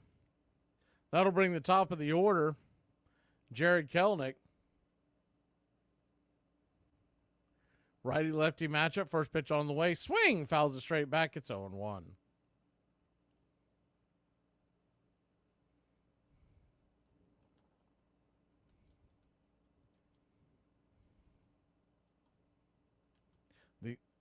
Pitch on the way.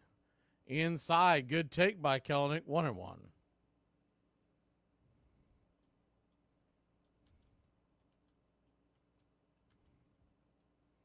The 1-1 from Lance Lynn. Kicks and fires. Swing! That ball's lifted into center field, but playing back on the grass is when he'll make the catch. 2 down.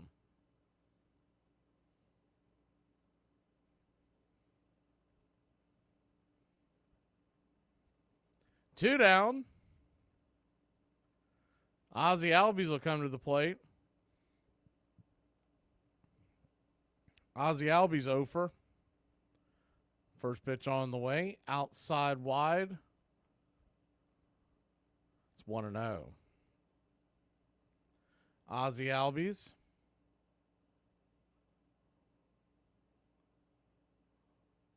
The 1-0. Swing. Slices that back into the crowd.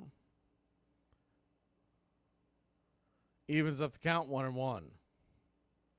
The 1-1 count.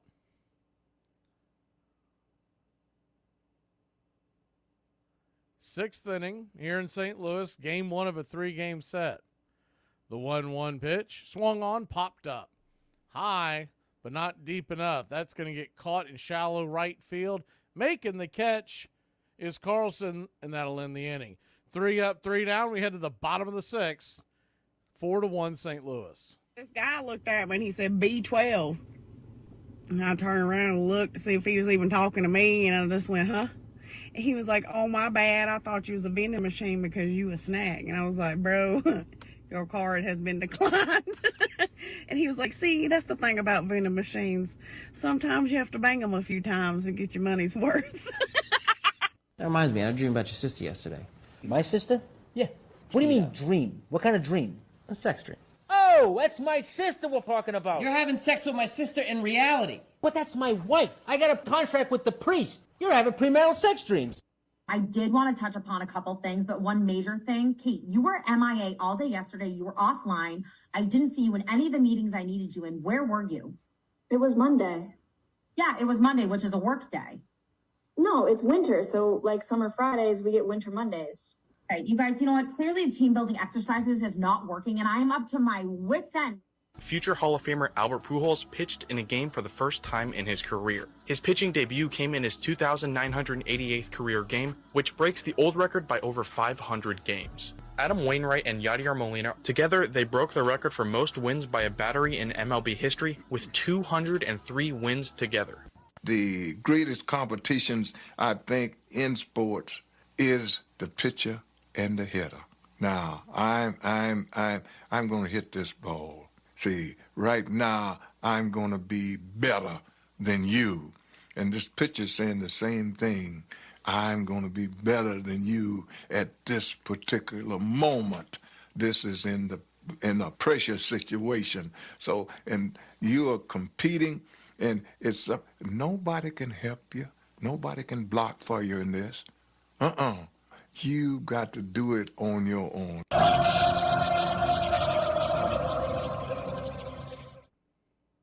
Welcome back to Braves Country Baseball. I'll save everyone some time. Kyle Tucker isn't a free agent until 2026. That's a non-starter for the Atlanta Braves. Braves trail 4-1. We head to the bottom of the 6th. Aaron Bummer comes on. He'll take over for Schwellenbach. His night is done. 5 innings, 6 strikeouts, 4 runs, 8 hits. First pitch on the way. Lefty-lefty matchup. Swung on and sliced foul. It's 0-1. The 0-1. The 0-1 pitch. Right there for a strike. 0-2.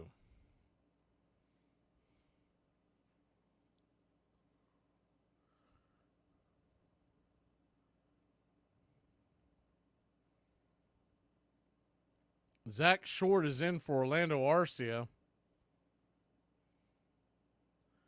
The 0-2 pitch. Swing and a miss. Strike 3. Got him with the curveball on the edge. 1 away.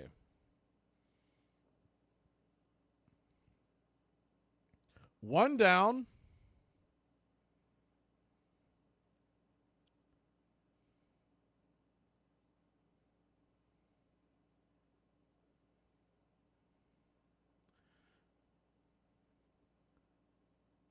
First pitch on the way from Bunnemer to Donovan, who's 2 for 2. He's right there for a strike. It's 0-1.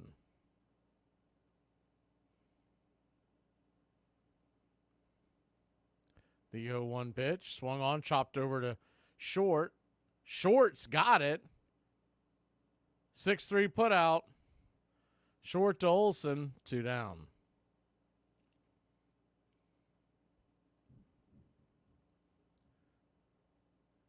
Two outs. Seeing if we've got any update on what's going on with Orlando RC. I don't see anything yet.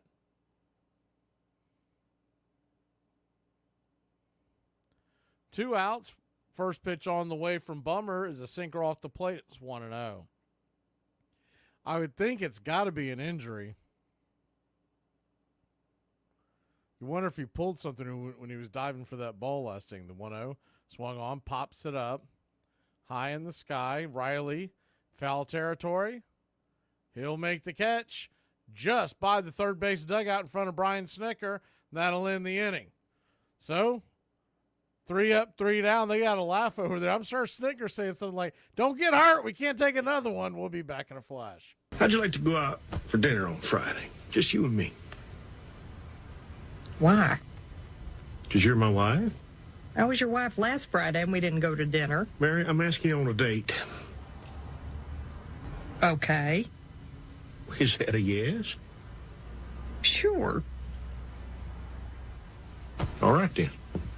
If you did something stupid, I'm going to find out. A minor league prospect got cut from the Yankees for a very weird reason. Jake Sanford was recently released from the Yankees system for allegedly stealing his teammates' equipment and selling it online. He's also alleged to have promised fans autographed items and never delivering. Sanford was picked in the 3rd round of the 2019 draft by the Yankees as an outfielder. He was given a $600,000 signing bonus, making the alleged theft even more weird. According to anonymous teammates, Sanford would repeatedly hound them for their equipment or would just take it from their locker. A rumor for this behavior is that Sanford may have had gambling debts. I'm glad I played in the 80s because it was more that you could feel and hold and grab, and sometimes it'd be low in scoring games, but sometimes you score 130 points, so you didn't know going in what kind of game it was going to be. One thing I've learned about being on a job site, if you're the one that walks around the fastest, they'll think you're the most productive. Hitting alone will not win ball games. I want speed on my team, and I also want every man on the squad to know how to slide. I intend to have my players taught how to run. I don't say we will win any pennants, but I do think that my systematic training will be laying the foundation of a pennant winner. If this is theory, it is blamed good practical theory. Branch Rickey. He was Leonardo in baseball. He did everything. He was artist and scientist and genius of a million kinds. He invented the farm systems. He devised ways of playing the game and of training players that had never before been considered. Welcome back.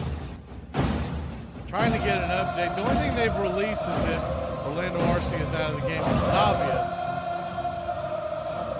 We know that. We don't know why. I would assume it's an injury. I don't believe it's a major injury. I would think it's minor. But we could send him to the IL. We could get Nacho Alvarez coming up from the minor leagues, which I am here for. We'll see what happens. Marcell Ozuna comes to plate. First pitch on the way. High and out of the zone. It's 1-0. We do have thunderstorms in the area, so if I lose you, that's what happens. The 1-0. Righty. Pitch on the way. Swing. That ball's lifted high and deep into left field. Going back on the track. Making a jumping catch is Donovan. At the wall, 1 away. I don't know if he had to jump, but he did jump up a little bit. It was right there on the warning track. If he's not standing there, that ball's going to hit towards the top of the wall. But nonetheless, he makes the catch. That ball's probably out last year.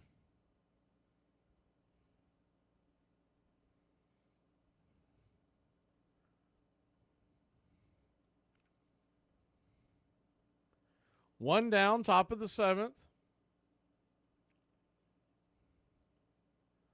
Righty-lefty, first pitch on the way. Down and away to Olsen, it's 0-1. I would think we're going to get something here.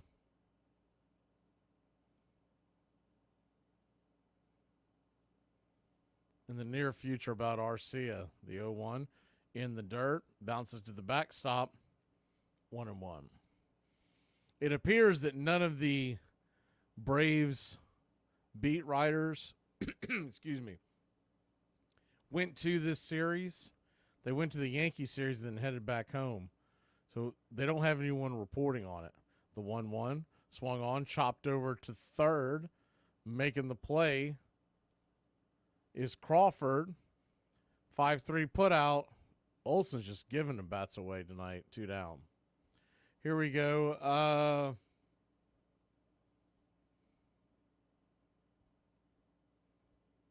So what Justin Toscano, one of the writers for the Braves, he didn't go to the game, but what he's saying is Zach Short replaced Orlando Arcia for the bottom of the 6th inning.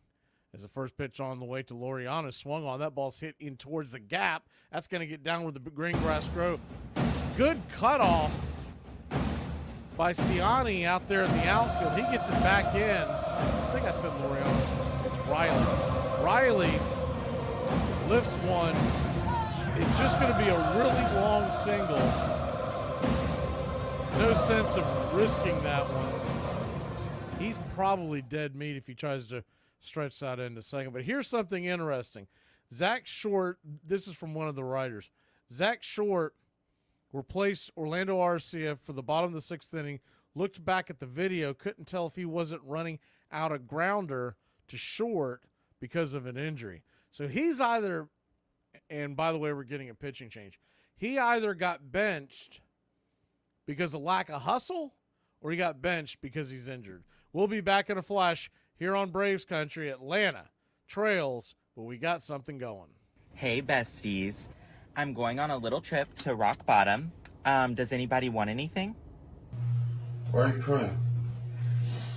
I was on your computer and I found a file that says My Documents. Oh my God. And I don't understand why it doesn't say Our Documents. Are you serious? Come on. Get out of here. Why is it not us? Oh, God. She left me. She left me, Dad. I'm sorry. After all we've been through. I don't know what I trusted her. I know, buddy. And she left me. I know. This hurts so bad. I know. And it's like she doesn't even care. Listen, Amy is only... Amy? Yeah, Amy. Who are you talking about? My Uber driver. This heifer left talking about I'm taking too long. I said, bitch, I'm on my... You know, I just want it to be said that you can go your whole life without doing drugs, drinking, gambling, swearing, just live the best life you could, and then wind up in hell for judging those that did. Branch Rickey graduated from Ohio Wesleyan University, struggled as a catcher for a few years in the major leagues, got a law degree but failed to drum up any clients, gratefully returned to baseball, working for the St. Louis Browns, one of the poorest teams in the majors. He moved up quickly within the organization, scout, club secretary, and in 1913, manager. Rickey was a genius at making do with less. He approached his job scientifically, introducing unusual calisthenics, batting cages, and sliding pits. No ball player can learn to steal bases by practicing sliding into sand pits. I wouldn't ask a veteran to slide into a pit. I don't think much of this theory stuff. Miller Huggins. You're listening to Braves Country Radio, your home for the classic call of Braves Country Baseball. So, breaking news about Orlando Arcia. He has retired. Nah, I'm just messing with you. The Braves said they removed Orlando Arcia from the game due to dizziness. First pitch on the way to Sean Murphy is right there at the knees. First strike, it's 0-1. The team said they took him out as a precaution. Now, if you want to believe that, you can believe that. The 0-1 pitch. Swing and a miss. Came out of his shoes on that one. 0-2. Now, maybe that explains why he wasn't running down the line, but if he didn't give any effort to run down the line, the 0-2 pitch, just got a piece of that. No, he didn't. Goes into the dirt, strike 3. Murphy walks back to the dugout, doesn't even offer to head down to first. Bench him too. We'll be back in a flash. Oh my God, a promotion? I never thought I'd see the day. What are you talking about? Oh, is that not why I'm here? Not even To give me a raise? No, God, your PTO was denied. Okay? Oh, okay. I should have known. Well, it wasn't a request anyways. What? Oh, I wasn't asking for permission. What am I, 12? Well, you can't take it during that time because... You know what PTO stands for? Yeah, paid time. Prepare the others. Okay, I give you a heads up. You're welcome. That's not how it works. I will not be here. Veronica, we're not done here. Good chat. Thank you. Bye. Bye. Hello? Hi, is Mark there? Yeah? It's me, Shannon. We met at Jack's party. Yeah! How can I forget? Wow, how you doing? I haven't heard from you in, 9 months. Armchair. Brian, we can't hear you. You're on mute. Sorry, I'm a little perplexed because I thought this was our virtual happy hour, so I don't know what. Right? No, this is our morning check-in. This is not a virtual happy hour. Okay, well, I already opened it, so I don't know what you want me to do with it now, but... We can both see and hear you. So, Amanda, I think we need to get HR on the phone. Yep, I totally agree. Kate, you can actually hop off this call if you want. I'm drinking that. Rickey barred profanity and poker playing and liquor. Offered evening lectures on baseball theory called Skull Sessions. Keeping a promise to his mother, managed just 6 days a week, leaving an assistant to take over for him on Sundays. In 1919, the Browns' crosstown rivals, the hapless St. Louis Cardinals, offered him a still bigger job as general manager at double the salary. He would spend the next 23 years with the Cardinals and in the process profoundly change the game of baseball.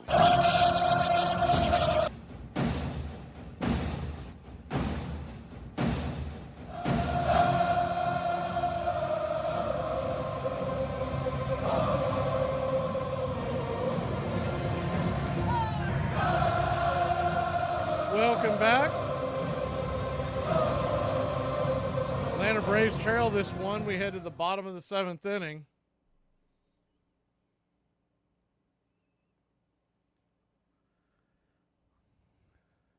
Aaron Bummer is back out there. First pitch on the way to Bummer. Swung on. That ball's going to get dropped into center field. Down for a base hit. Matt Carpenter's on with his first base hit of the night. He's 1 for 3.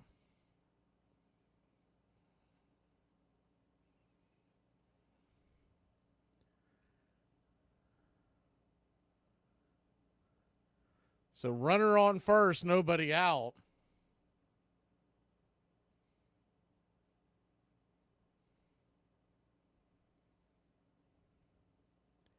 First pitch on the way, he's down and in. 1-0. The 1-0.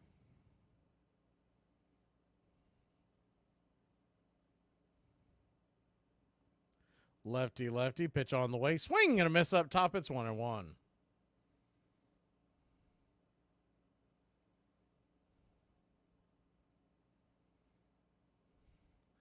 1-1 count.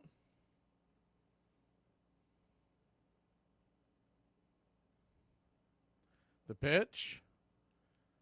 Sweeper misses down and away. Looked like he offered, but did not call it a strike. 2-1. The 2-1 pitch. Right there for a strike. 2-2.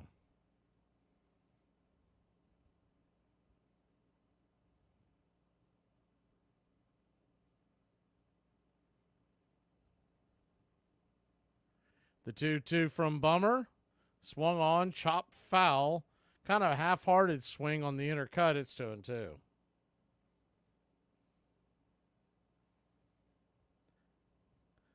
St. Louis 4, Atlanta 1. Runner at first. The 2-2 pitch. Check swing is going to get lifted towards third. Soft line drive caught by Riley, one away.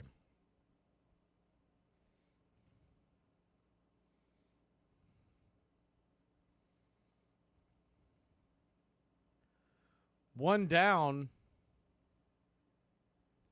That'll bring Ciani to the plate. Ciani digs in, first pitch, kind of a check swing, half swing for a strike. It's 0-1. Sinker up top. Texas leads Milwaukee 2-0. That game's in the fifth. Seattle 3-1 over the Rays in the eighth. The 0-1. Right there for a strike. It's 0-2. On this date in 1936, Joe DiMaggio becomes the first Yankee and fifth player in Major League history to hit 2 home runs in 1 inning. The 0-2 from Bummer. Swung on, chopped over towards third, off of Riley's glove. He'll stop it from going into the outfield, but runners will be on first and second with 1 out. Daysball Hernandez is warming up in the Atlanta bullpen. Not the hardest hit ball, but he hit it against the shift. Riley had to stretch out for it. Even if he comes up with that clean, he's not getting anybody. Snickers going to come out and make a pitching change. We'll be back in a flash. Braves trail 4-1 here in the 7th. Listen, if you feed your kid frozen pizza or chicken nuggets for dinner, you are a terrible parent. I don't care what it takes. You take the time out and you put that in the microwave. Today we're going to talk about the career of Rod Carew. He made his major league debut April 11, 1967. He had a career-high 5 hits against Washington on May 8, 1967. On May 20th, 1967, he became the first Minnesota Twins player to hit for the cycle. All of these things happened in his first 2 months in the major leagues. He was an 18-time All-Star. He only missed 1 All-Star game in his career. In 1969, he stole home 7 times.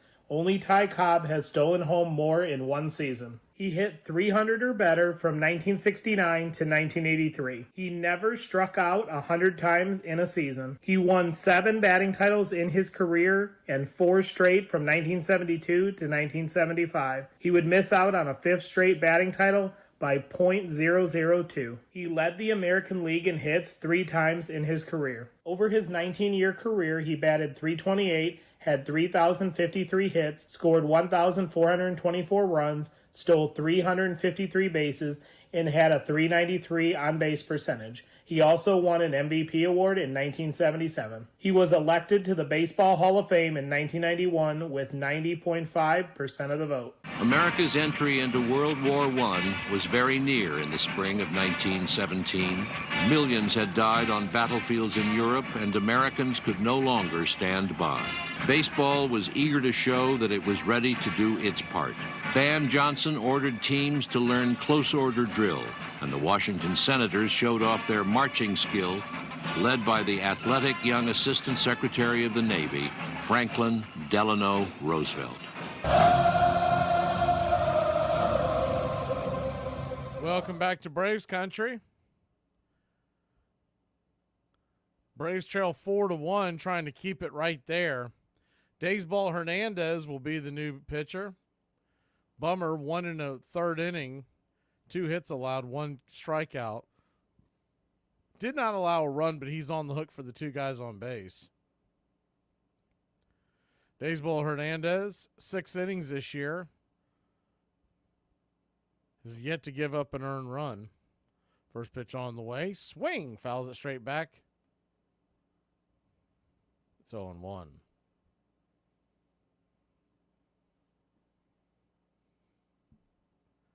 The 0-1. Still on the Braves bench if they do decide to pinch hit later. 96 on the outer edge. Misses. 1-1.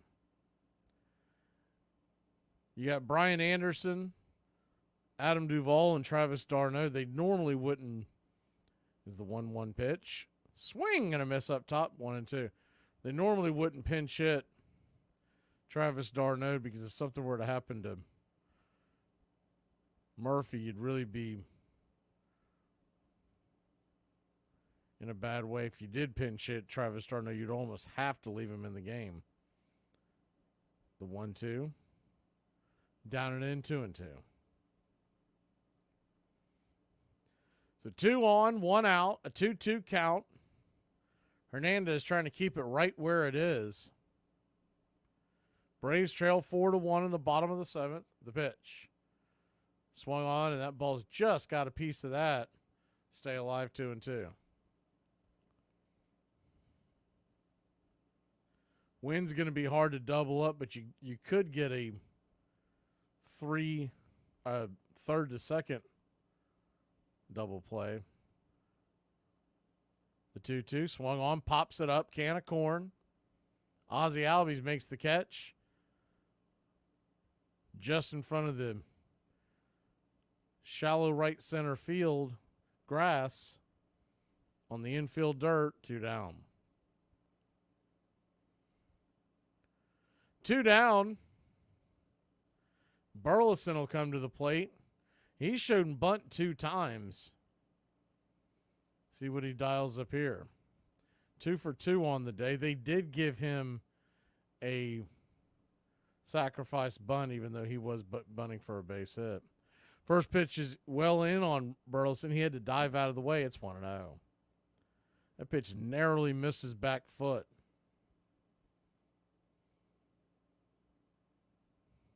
The 1-0. Down below the knees, 2-0. If you're just joining us, Orlando Arcia left the game due to dizziness. That might explain the OPS, the 2-0. Right there at the knees, 2-1. Good slider. So a 2-1 count. Righty, lefty, pitch on the way, swing, and just got a piece of that. Chops it foul back behind home plate. 2 on, 2 out, a 2-2 count. Deuce is wild here in the bottom of the 7th inning. Daysbel Hernandez comes set. The pitch. Swung on. That ball is bounced down the first base side, but foul. Do it again.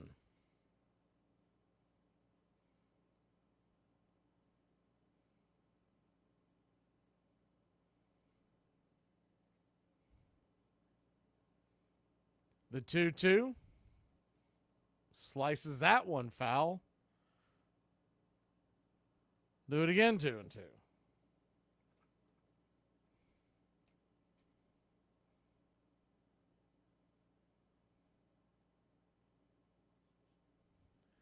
Braves 1, Cardinals 4. The 2-2 pitch, swing and a miss, strike 3. Hernandez gets him with straight up gas, 97 up around the eyeballs, and that'll end the inning. Braves will grab the bats when we come back, trailing by just 3. So come to find out, the barber that lives around the corner from me just got arrested for selling drugs. You just never know about people, man. I've been going to this dude for 12 years. Never knew he was a barber. Crazy, man. Here are some baseball facts you might not have known. Craig Biggio is remembered as a great contact hitter and one of the best Astros ever. In 1997, he played 162 games without grounding into a double play, becoming the only player to ever do that. Hunter Green is an extremely exciting prospect for the Cincinnati Reds. Part of that excitement comes from his electric fastball. In his April 16th start against the Dodgers, he threw 39 pitches over 100 miles per hour, setting a new record.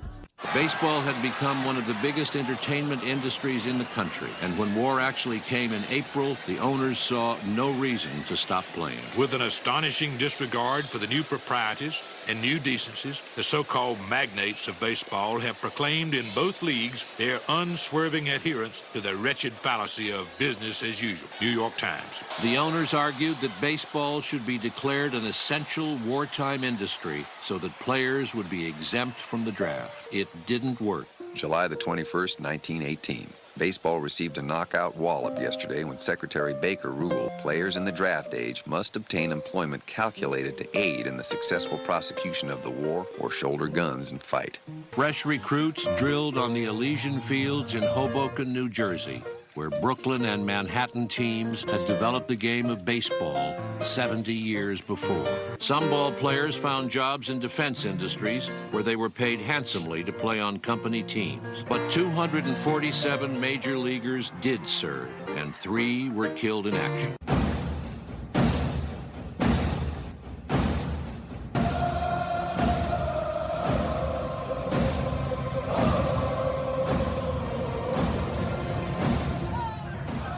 Welcome back to Braves Country Baseball. Never did finish that turn back time, so we'll go ahead and do that now. On this date in 1936, Joe DiMaggio became the first Yankee and 5th Major League player to hit 2 home runs in 1 inning. The 21-year-old rookie outfielder homers come in the 5th frame of an 18-11 rout of the White Sox at Comiskey Park. First pitch on the way to Ramon Laureano is swung on and missed for a strike. It's 0-1. Fernandez starts and then stops. Now he's back to, they must have given Laureano time. The 0-1 pitch, swing and a miss, chase the slider down and in. 0-2.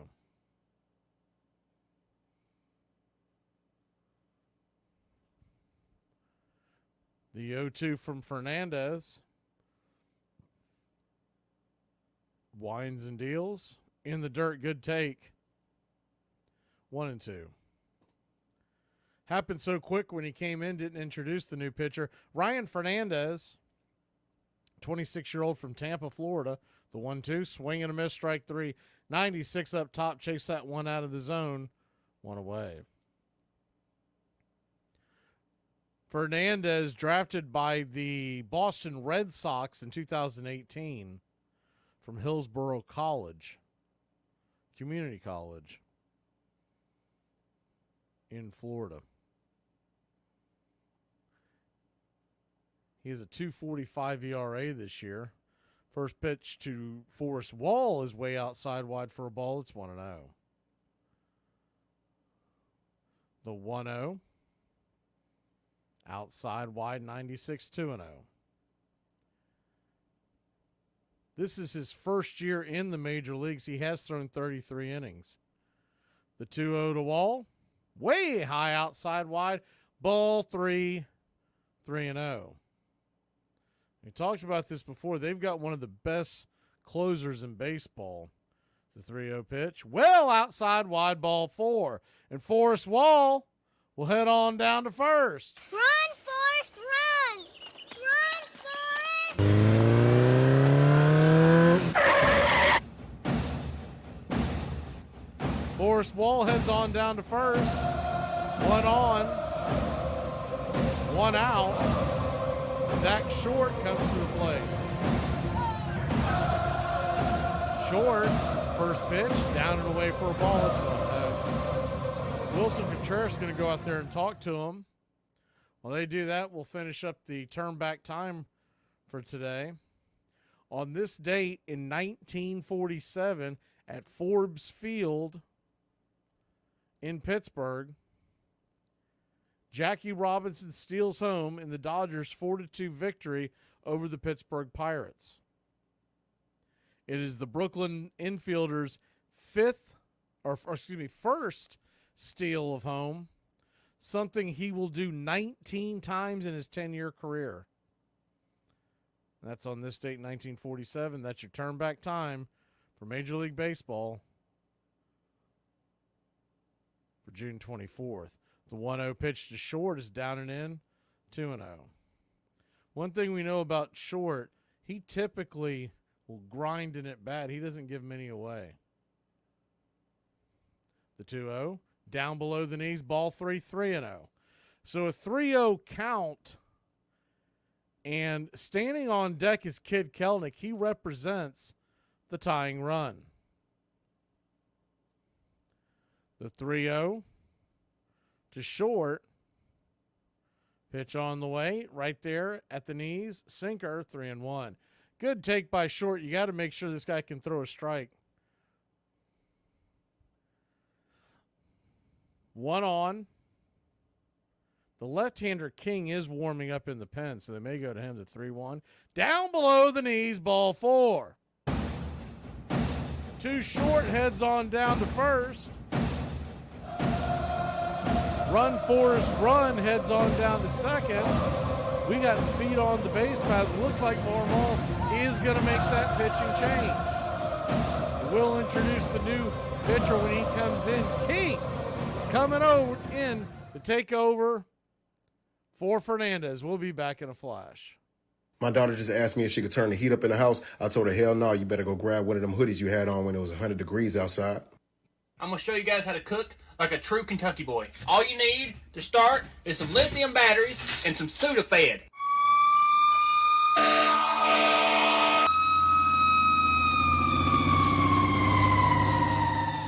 Update! My house is gone! Usually when somebody invites me over to their house and I drive by and see more than 3 cars, I just usually go on home because I kind of feel like it could be an intervention. MLB teams are required to apply a small dab of mud to the 13 dozen baseballs used during a standard MLB game. Every team has been muddying baseball since the 1950s, and they've used only one special type of mud, magic mud, found on the Delaware River in New Jersey, that provides the perfect grip. Welcome back to Braves Country Baseball. They did not take him out of the pen. I thought they were making a pitching change. Fernandez is left in. The left-hander, it does look to be warm. The 1-0. Swing and a miss over the top, 1-1. So a 1-1 count to Kelnick. Standing on deck is Ozzie. The only thing I can think of is they did not want the lefty coming in to face Ozzie. Forrest Wall takes off. He's gone. And we're going to get a double steal, baby. Zach Short swipes second. Run, Forrest, run! Run, Forrest!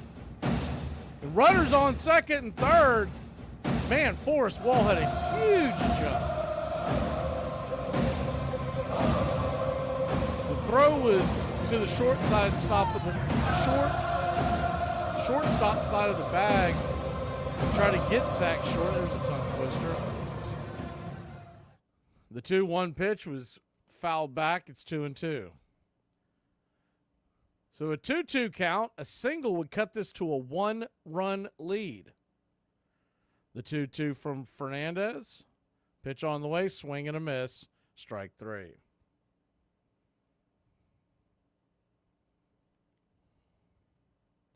Two down, and Ozzie Albies comes to the plate.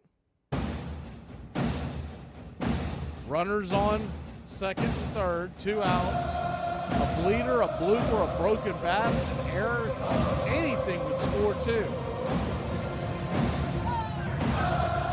First pitch to Ozzie, swing, and that ball's lifted high and deep. Is it deep enough? Will the park hold it? Just at the back of the warning track for a long, loud out number 3.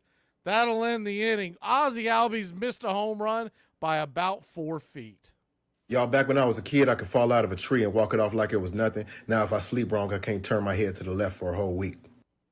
This is weak, man. Frank's trying to not pay me my winnings for the Skins beatdown I just issued him because his 401k's tanking.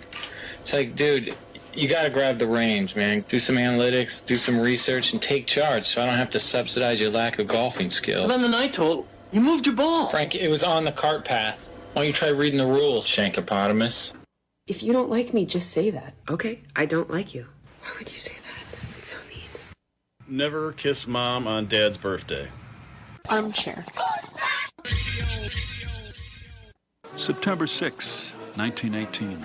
Far different from any incident that has ever occurred in the history of baseball. It was the great moment of the first World Series game between the Chicago Cubs and the Boston Red Sox. As the crowd of 19,274 spectators stood up to take the afternoon yawn, the band broke forth to the strains of the Star-Spangled Banner as the ball players turned quickly about and faced the music. And when the final notes came, A great volume of melody rolled across the field. The onlookers exploded into thunderous applause. The wartime crowd sang so enthusiastically that the performance was repeated at every game of the series. From then on, the song was an integral part of the national pastime. It did not become the official national anthem until 1931. The Red Sox won the World Series that year, beating the Chicago Cubs 4-2. One of the series' stars was the young pitcher Babe Ruth, who had won both his starts, including a masterful 1-0 shutout. It was Boston's 4th World Championship in the decade.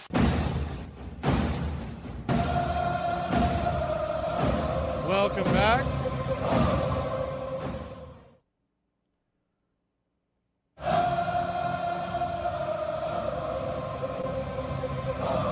Braves trail this one 4-1. Daysbel Hernandez is going to go back out there. I was looking at the usage of their closer Helsley. He should be good to go tonight. They did use him yesterday for just one inning.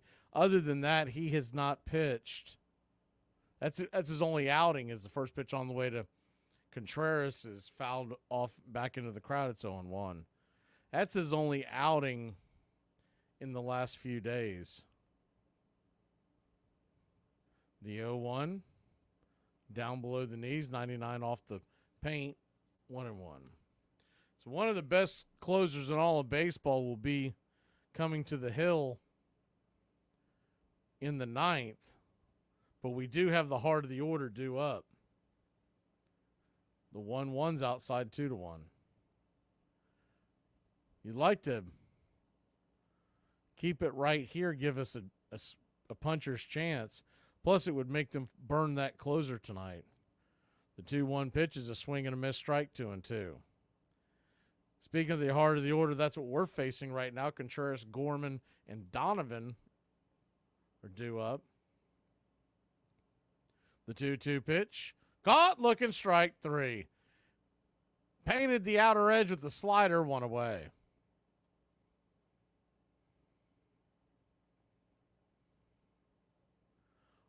One down.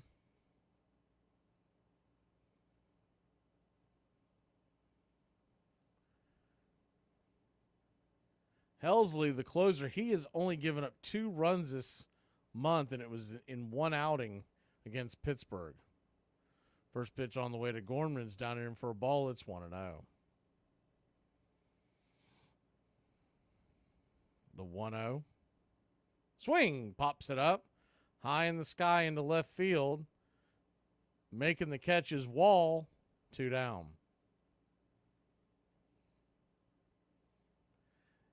In the month of May, he gave up 4 runs.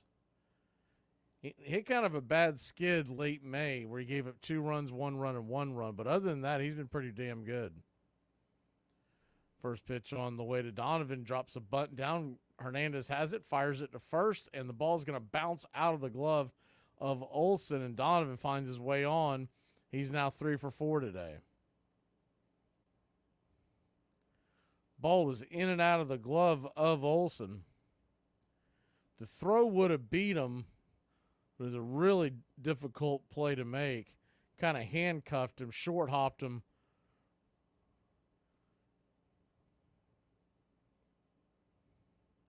So 1 on, 2 outs. Pitch on the way. Swill, the man spins him around. 97 up top. That'll wake you up, baby boy. 1-0. Carlson, if he wasn't awake before, he is now.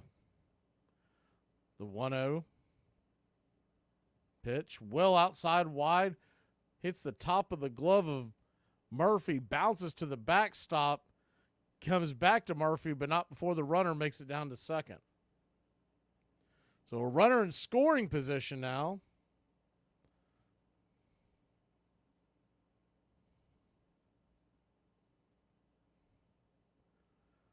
Runner at second, 2 outs. The pitch from Hernandez. Swing and a miss, slider down and in, 2-1.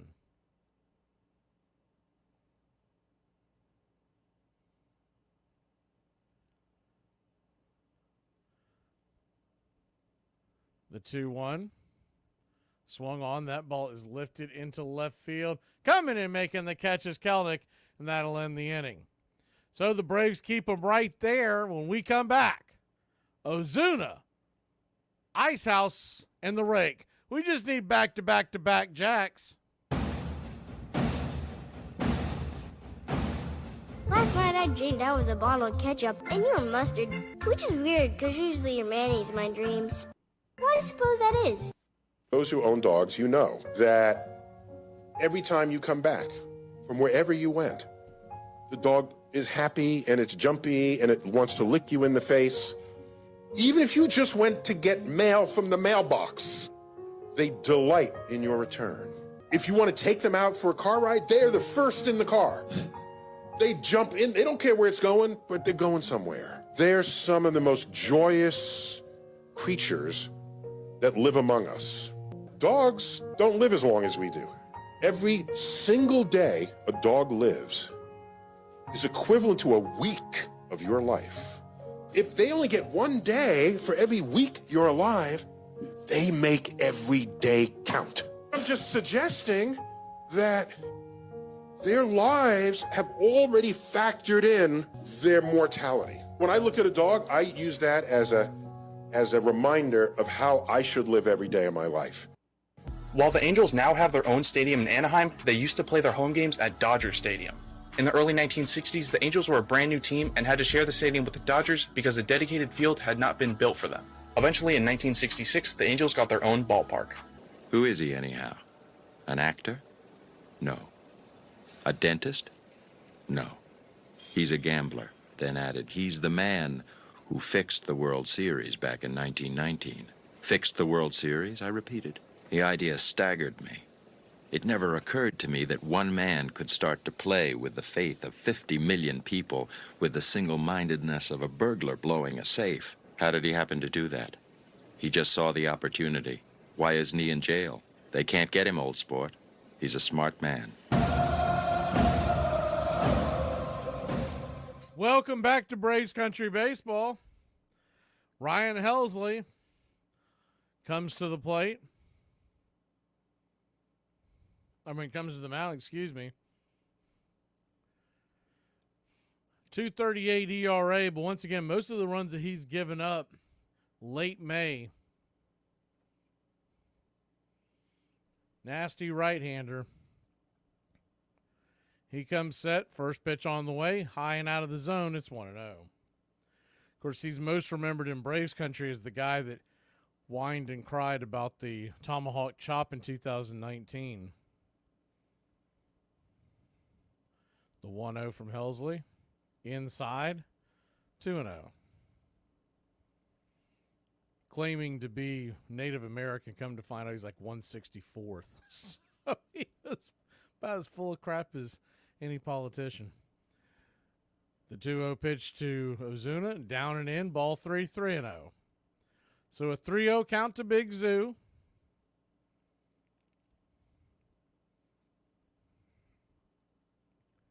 The infield is playing well back and to the left. The 3-0 pitch. 99 miles an hour, misses high, ball 4. So, Braves got something going on here.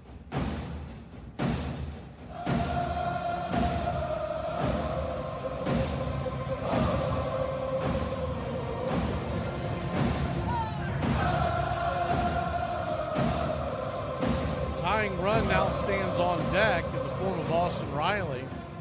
Matt Olson, who's 0 for 3, first pitch, 100 right there at the letters. Bam, it's 0-1. The 0-1.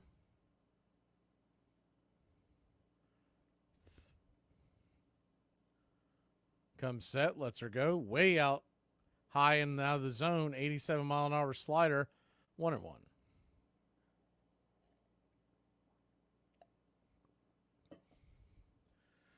Matt Olson, a strikeout, a double play, a ground out. Infield is back and to the right. Double play depth. The 1-1 pitch to Olson. Swing, and that ball sliced into left field. That's going to get down for a base hit. Runners on first and second. Nobody out. And the rake is coming to the plate.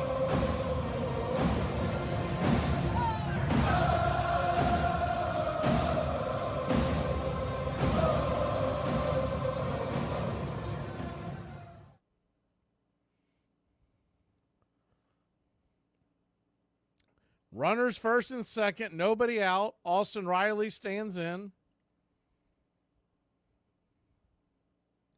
First pitch, swing and a miss. Came out of his shoes at that slider. It's 0-1. Would have liked to have seen Riley take that first pitch with him struggling with his command early on.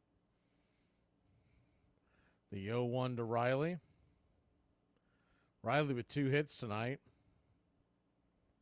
The 0-1 pitch, 100 right down the pipe, taking that time, dug himself a hole to 0-2. So an 0-2 count.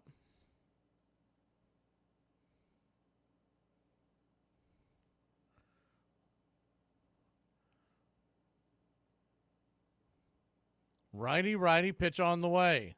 Try to get him to chase that slider off the edge, 1-2.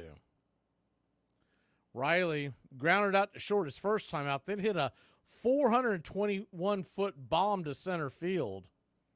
Singled in the 7th. The 1-2 from Riley. Lets her go. Swing and a miss. Strike 3. Riley down on strikes there. 1 away.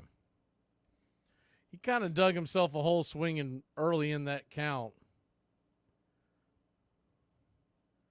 But 1 down, 2 on. And that'll bring Sean Murphy to the plate. Braves still have Duvall and d'Arnaud to choose from off the bench. And in a pinch, they could pick Brian Anderson. First pitch on the way to Murphy. He's outside wide for a ball. It's 1-0. The 1-0. You may see a pinch runner for Murphy if it got to that stage, if he could get on it into scoring position. The 1-0. Down and away. Did he go around? He did not. 2-0. Be a dicey situation, but as slow as Murphy runs, you could see a situation where they would pinch run for him. Pretty much you'd have to be Duvall and then bring d'Arnaud in for defense. The 2-0. Right there on the outer edge, 2-1. He brings that high heat around triple digits, then drops that slider in the mid-80s. The 2-1 pitch. Inside, almost gets him. Ball 3-1. So you'd hope Murphy would make him throw a strike here. Force his hand. And a 3-1 count. Helsley comes set. The pitch to Murph. Way high and inside. Ball 4. And the bases are loaded. 1 out. Marmol's going to come out there and talk to Helsley. Probably go over the game plan. Laureano coming to the plate. Bases loaded. 1 out. In theory, if you really wanted to go to d'Arnaud here, you could pinch hit d'Arnaud for Laureano and then have Duvall come in for defense, but it doesn't look like that's how they're going to play it. They're going to play Laureano. He's been kind of hot recently. He is 0 for tonight. He's 0 for 3 with 2 strikeouts, but he did have 3 doubles the other night, so maybe they're just hoping he can get into one. Duvall's not really an option. He has been so bad against right-handed pitching. I think going forward, you're only going to see Duvall against lefties. Looks like Duvall. Yeah, Duvall's coming in to pinch run for Murphy, like I had talked about earlier. So there's your answer on that. First pitch on the way to Laureano is a slider right there at the knees. Good pitch. It's 0-1. The The 0-1. So with Darno now having to go in and play catcher, Anderson's the only person left on the bench. The 0-1 pitch. Swing, and that ball's lifted into right field. That's going to get down for a base hit. Braves will score a run. Will they send the second as the Braves cut it to 4-2, and that's where they will stay. Kind of stuck between a rock and a hard place. In some ways, you'd like to send the runner, but it's also not a fast runner to force the throw, and maybe you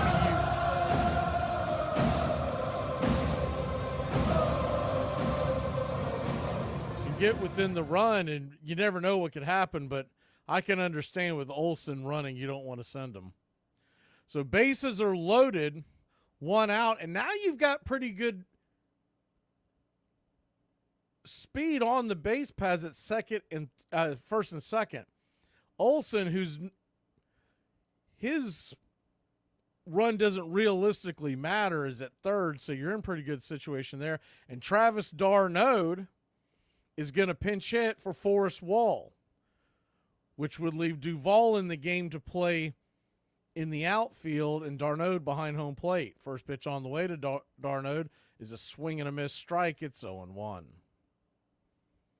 The 0-1. Of course, one of the toughest things to do is to come off the bench with the game on the line. But the bases are loaded. 1 out. Braves trail by just 2 now. The 0-1. Swing. Fouls it out of play. Slider, 0-2. So an 0-2.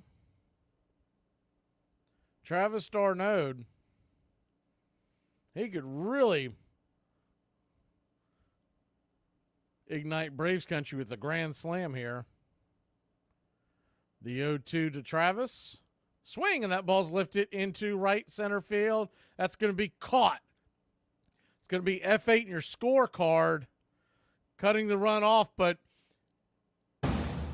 Matt Olson does come home to score, and it's 4-3. Atlanta now just needing a single to tie the game. Right center field, that ball almost got down in the gap. Good speed by Sirianni. Sirianni cut it off. Thought that had a chance to get down. But instead, runners at first and second, 2 outs. And Zach Short comes to the plate. It all comes full circle, doesn't it? First pitch on the way to Short is a slider, swing and a miss. Chase one well out of the zone. It's 0-1. That is uncharacteristic of Short. He normally gives you good at-bats, and he came out of his shoes at a slider that was in the dirt in the left-hand batter's box. So the 0-1. I think he was trying to ambush what he was hoping was a fastball. He guessed wrong. Short walked his first time up, the 0-1, in the dirt. This time he did take it. 90-mile-an-hour slider, 1-1. His slider normally comes in 87, 86. That was 90, so he was really overthrowing that one. Defense is back into the left. It's a little bit of a hole on the right side. The 1-1. In the dirt, good take, 2-1. If Short can get on, Kid Kelnick stands on deck. Duvall at second, Laureano at first, 2 outs. Anything that got down in the gap would score 2. Braves trail by 1. The 2-1. Halsey steps off the rubber. So that'll count as one of his moves to first, though it's really non-consequential here. You're not going to try to steal. You wouldn't think here. The 2-1 pitch. Up top for a strike, 2-2. 4-seam fastball. So Zach Short is down to his last strike. Deuces are wild here in the top of the 9th inning. Braves trail by 1. 2 on, 2 out. The 2-2 pitch. 2 would give us the lead. Helsley comes set, brings it. Swing and a miss, strike 3. Chased a slider up out of the zone, and that'll end the inning, that'll end the game. Braves, valiant effort to come back, and Helsley will definitely not be available for tomorrow, may not be available for Wednesday. Braves come back and make it interesting. We lose it 4-3. Tomorrow, it's Raylo. Wednesday, it's Chris Sale. We'll see you tomorrow, Braves country. Man, was that close.